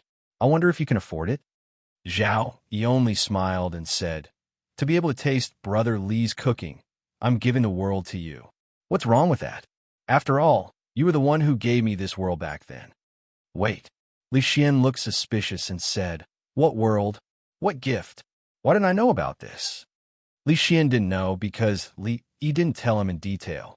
He gave the Qi kingdom to Zhao Yi, and then Zhao Yi led the Qi kingdom to destroy the Zhao kingdom and the western countries, and then pointed the spearhead at the Jing kingdom and the Wu kingdom. Wasn't this slapping his own face? That's not important. Li waved his hand and said, "Let's cook. I still owe you a meal, and I'll pay it back." Zhao Yi had owed this meal for several years, and he had never formally paid it back. It didn't seem right to delay it any longer. Zhao Yi sighed and said, "Brother Li, Zhao Yi has waited 8 years for this meal." Li Xian frowned and said, "Don't try to change the topic. What do you mean by giving the world? What is it?" Zhao Yi looked at Li Xian, then looked at Yang Liuqing and said, "Can the two of you leave for a moment? I have something to say to Brother Li alone." Yang Liuqing looked at Li Yi, and Li Yi nodded slightly. She then stood up and left. Li Xian frowned and said, "What can't be said directly? You two still haven't told me what the world is all about." Li Yi looked at Li Xian, and Li Xian looked back at him. After a while, they left with an ugly expression. Zhao Yi looked at Li Yi again and said, "I'm afraid I won't be able to wait until the day I become the ruler of the world." Li Xian poked his head back and said disdainfully, "Tisk, you're talking like you're the ruler of the world. Why don't you try fighting?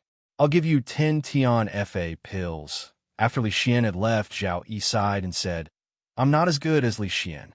Li Yi shook his head and said, "You're better than him in every other way except not being as stupid as him." Zhao Yi didn't agree with him and said, "Sometimes it's better to be a bit stupid.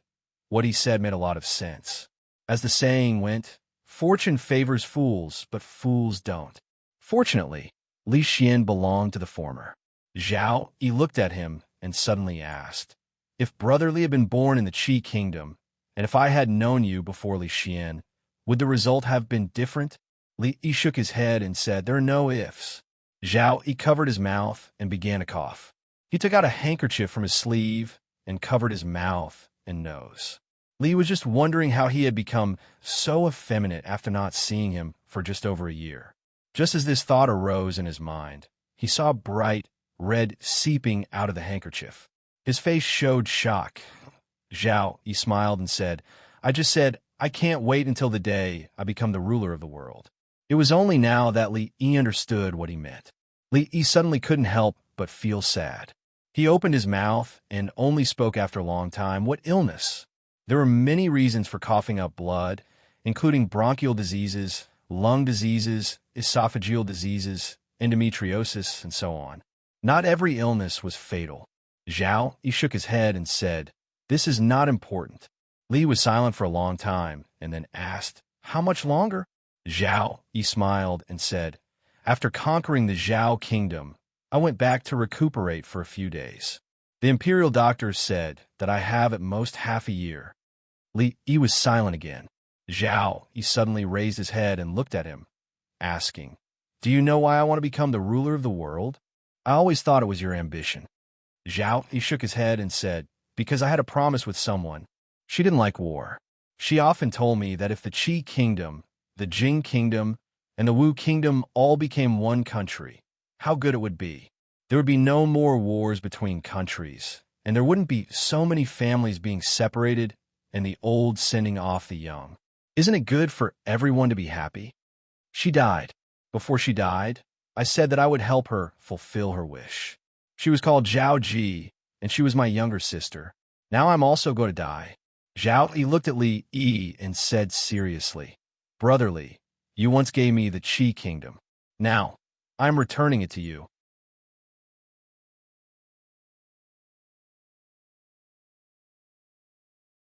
Chapter 1185. You once gave me the Qi kingdom. Now, I'm returning it to you. Zhao Yi looked at Li Yi and said very seriously, I don't want it. Li Yi replied firmly without thinking. He wanted to give a country, not a piece of jade, a painting, or some other gift. How could a lunatic give a country to someone else? This was not a melodramatic novel. How could he give such a big country as he wanted? Li Yi reminded him, that's your Qi kingdom. Zhao Yi corrected him, it's yours. Li Yi suddenly asked, do you have a son? No. Zhao Yi shook his head and said. Li thought for a while and said, a daughter is fine too. I don't have a daughter either. He was so old, but he didn't have a son or a daughter. Li Xian had 4 children, and he had 3. Zhao Yi was about the same age as them, but he didn't even have a son. Wasn't he ashamed? Li Yi still didn't give up and asked, do you have any other younger sisters or elder sisters? They can't be the ruler of the world. Zhao Yi looked at him and said, only you can. Have you ever considered my feelings? Li looked at him and said seriously, I don't want to. I know you don't want to. Confucius once said, don't do to others what you don't want to be done to yourself. Li Yi thought, don't do to others what you don't want to be done to yourself. Zhao Yi wanted to be the ruler of the world, but he didn't want to. He insisted on being the ruler himself, which was his fault. Around him, there were only 3 countries left, the Qi kingdom, the Jing kingdom, and the Wu kingdom. The emperor of the Jing kingdom wanted his unborn son. The queen of the Wu kingdom abandoned her country and came to learn martial arts from his fiancée. The emperor of the Qi kingdom was even more powerful. He wanted him. Li Yi suddenly felt that the whole world was full of malice against him.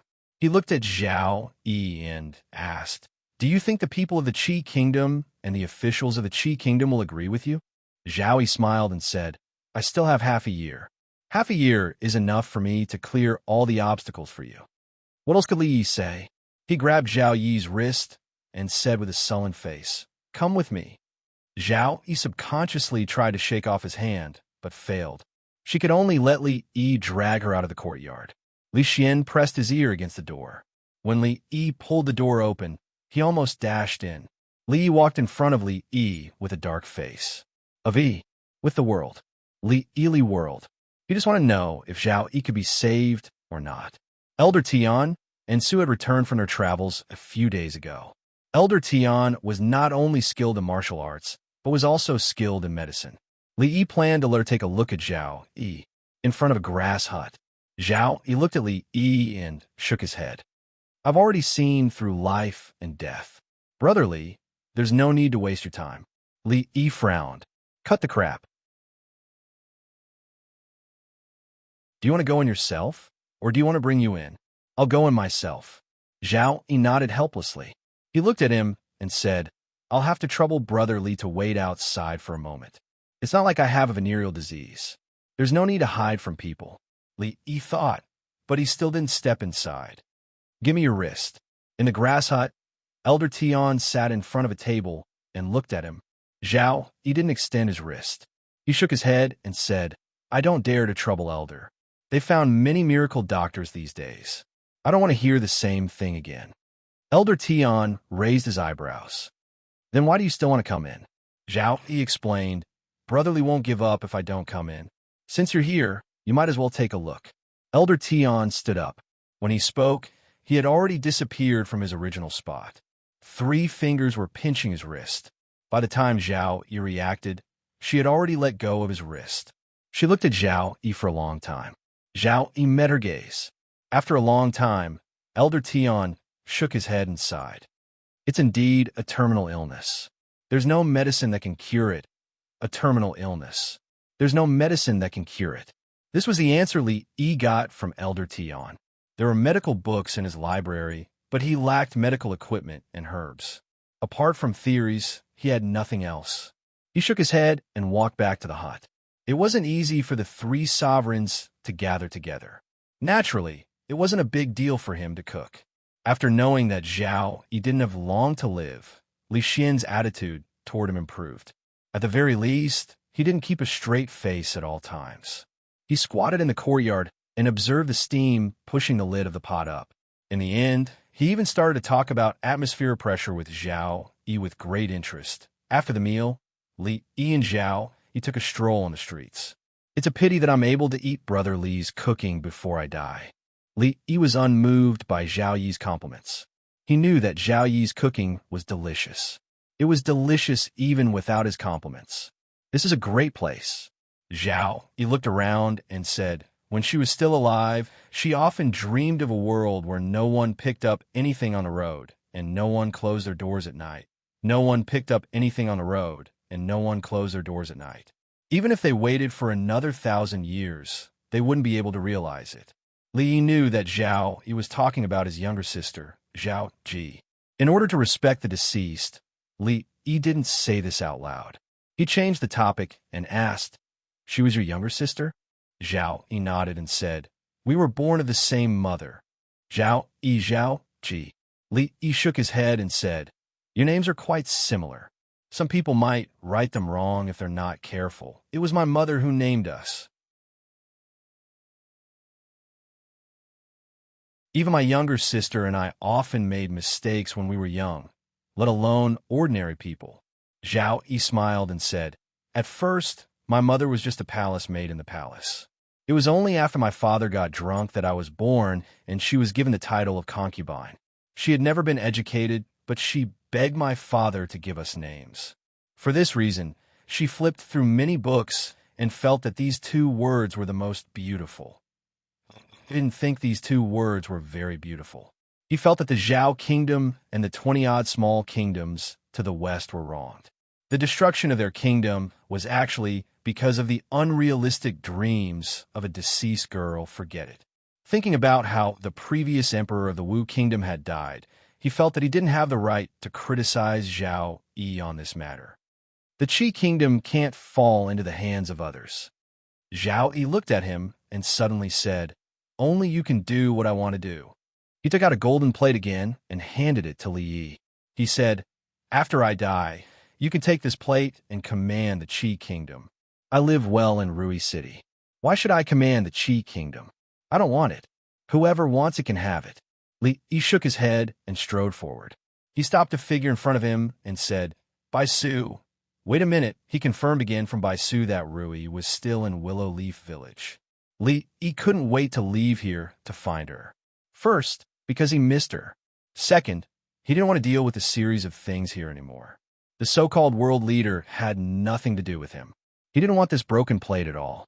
Zhao, he walked back to the yard and put the plate on the stone table in the yard.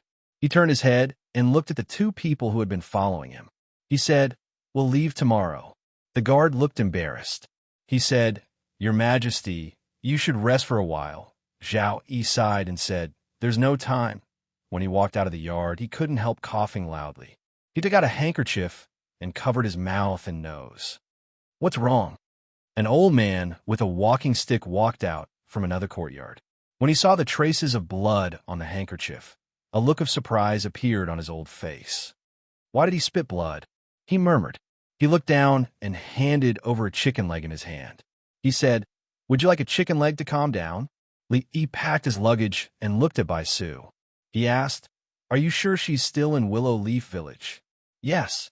Bai Su nodded and said. Li nodded and waved his hand. He said, "Let's go." "Goodbye, Jiang of Silla." Bai Su waved to him and walked to a woman not far away. He said in a low voice, "Tell the leader that the fish has taken the bait."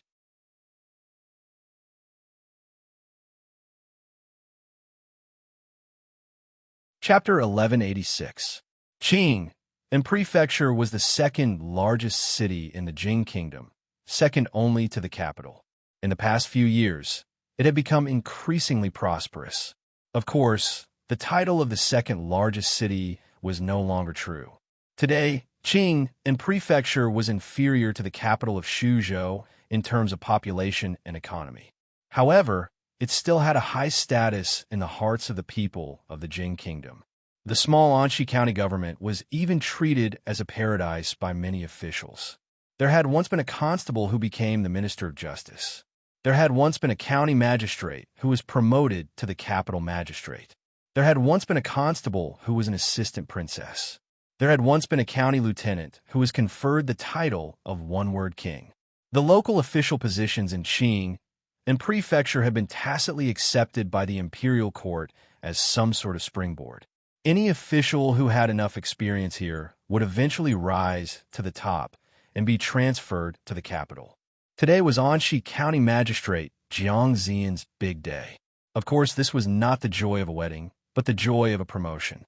Due to his outstanding performance in the past few years, Anxi County Magistrate Jiang Zian had been appointed as the capital magistrate and would be transferred to the capital in a few days. Congratulations, Lord Jiang. Congratulations, Lord Jiang, on your promotion. Lord Jiang, you will definitely rise to the top. One day, I hope Lord Jiang will guide you. I'm ashamed. My colleagues, please take a seat. In a restaurant in Anxi County, Jiang Zian was holding a banquet with guests, his face full of smiles. At the entrance of the restaurant, a man carrying a cloth bag looked at the young man beside him and asked, "Young master, do you want to go in and say hello?" Li smiled and shook his head. "No need, let's go." Today was Jiang Zian's big day. If he went in to say hello, he would not be surprised but frightened. In the restaurant, Jiang Zian was socializing with a few officials. His eyes inadvertently swept across the entrance of the restaurant and suddenly froze.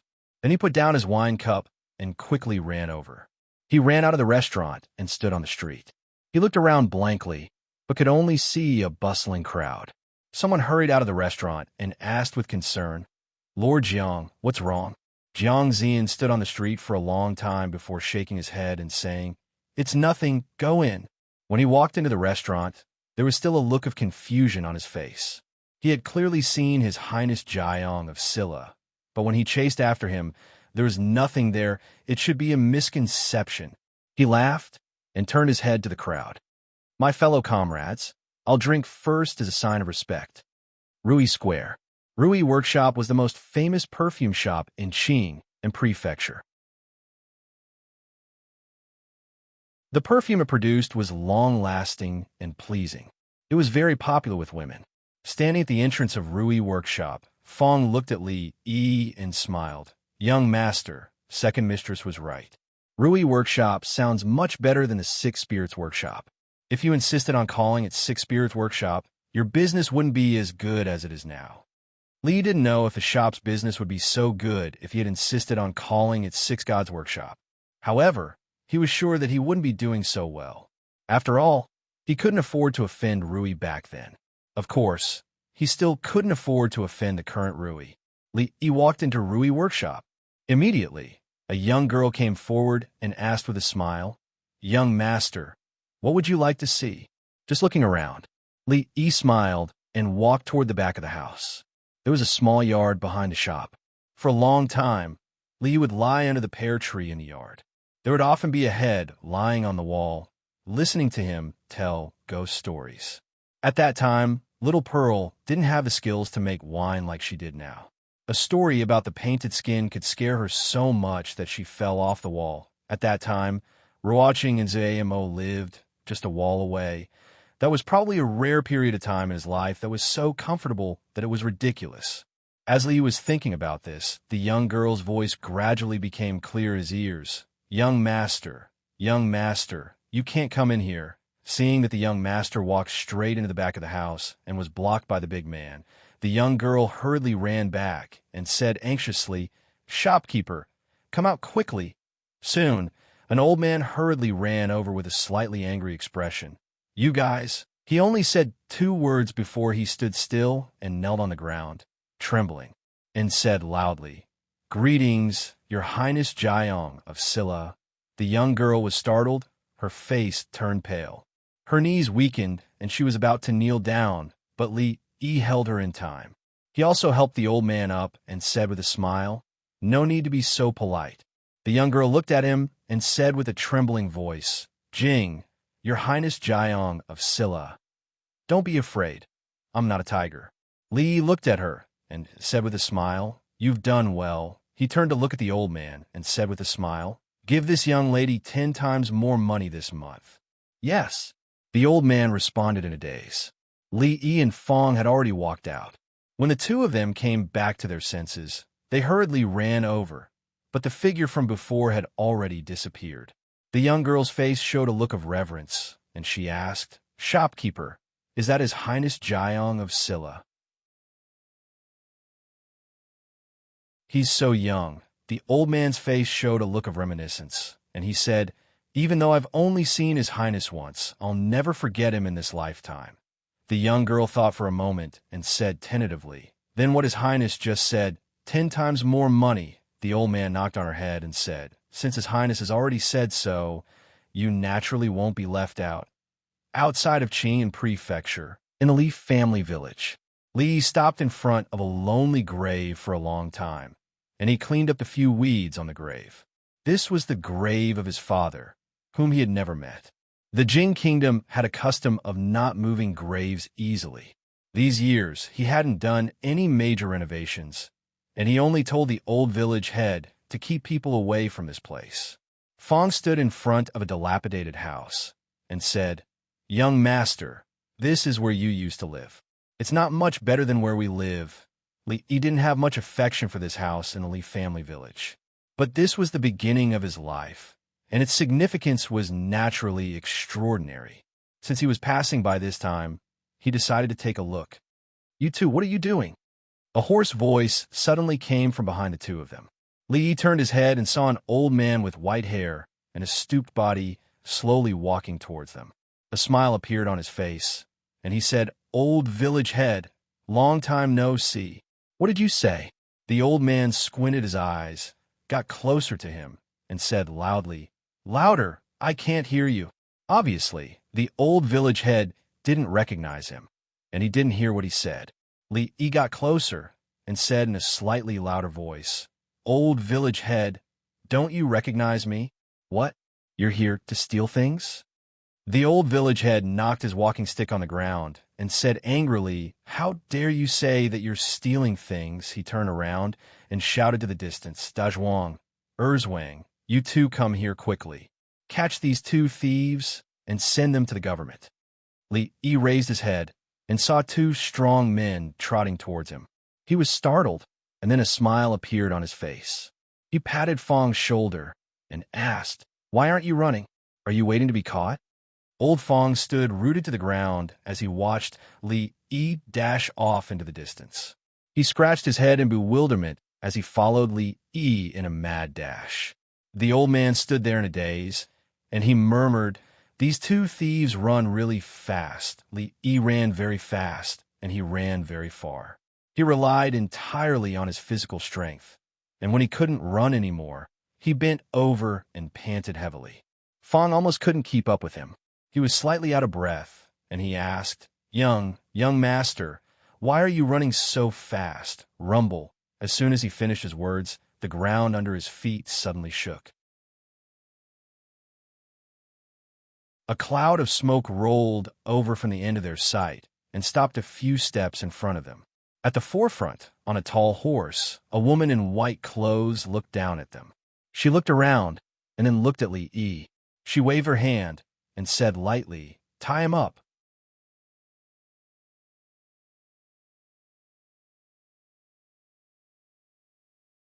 Chapter 1187. In a room in Willow Leaf Village, Li Yi was wearing a red wedding robe and was tied up in a very humiliating way. It was a familiar scene. This was the second time in his life that he had been kidnapped by Rui. If Fong hadn't betrayed him at the critical moment and sealed his acupuncture point from behind, Li Yi felt that he could still resist symbolically. The door of the room was pushed open, and Mississippi Lou walked in from the outside. The situation was stronger than him, so he had to lower his head when he should. Now that things have come to this, it's up to you whether you want to kill me or not. Li Yi raised his head and said without fear, "Even if you want to rape me, I won't resist." "Okay." Mississippi Lou nodded and said. Then he was really defiled. Tonight in Willow Leaf Village, big red lanterns were hung high, and everywhere was full of joy. It seemed that even the moonlight was covered with a light layer of red. Fong was drinking with others outside and said proudly, "Let me tell you, when the son-in-law came to the mountain for the first time, he was kidnapped by me." Beside him, many members of the Lu League looked envious. "Brother Fong, please tell us more details." Yes, at that time, was it also the leader who did it? "Come on, fill up Brother Fong's cup first." Fong took a sip of wine with satisfaction, and his eyes were full of reminiscence. He murmured, "Tell us more details." Then, "Tell us more details." 3 months later, in Rui City, Li Yi was lying on the grass, and Li Mu was barefooted, running around in front of him with 2 little girls. She was a little older than Li Xian's second and third girls, and she liked the feeling of being an elder sister very much. Further away, Rui and Wang Qin were talking about something, and Li Duan and Li Rue were standing behind them hand in hand. No one knew what they heard, but they both blushed and ran away quickly with their heads down. They ran to Drunk Mo's side, held hands, and watched Drunk Mo paint Ruoqing and Wanru. Xiao Zhu made a new cocktail. Xiao Huan and Xiao Cui didn't want to be her wine tasters, so she chased after them. Shaning held Yongning's hand and stood together with Yang Liuqing and Bai Su, looking at a certain place from afar. As far as they could see, 2 figures danced in the air, so fast that they could only see faint shadows. Rui forced herself on Willow Village, so she was 1 step earlier than Mingzhu. But in the grand wedding a month ago, she wore the wedding dress again. There was no need to compare Mingzhu and Shaning.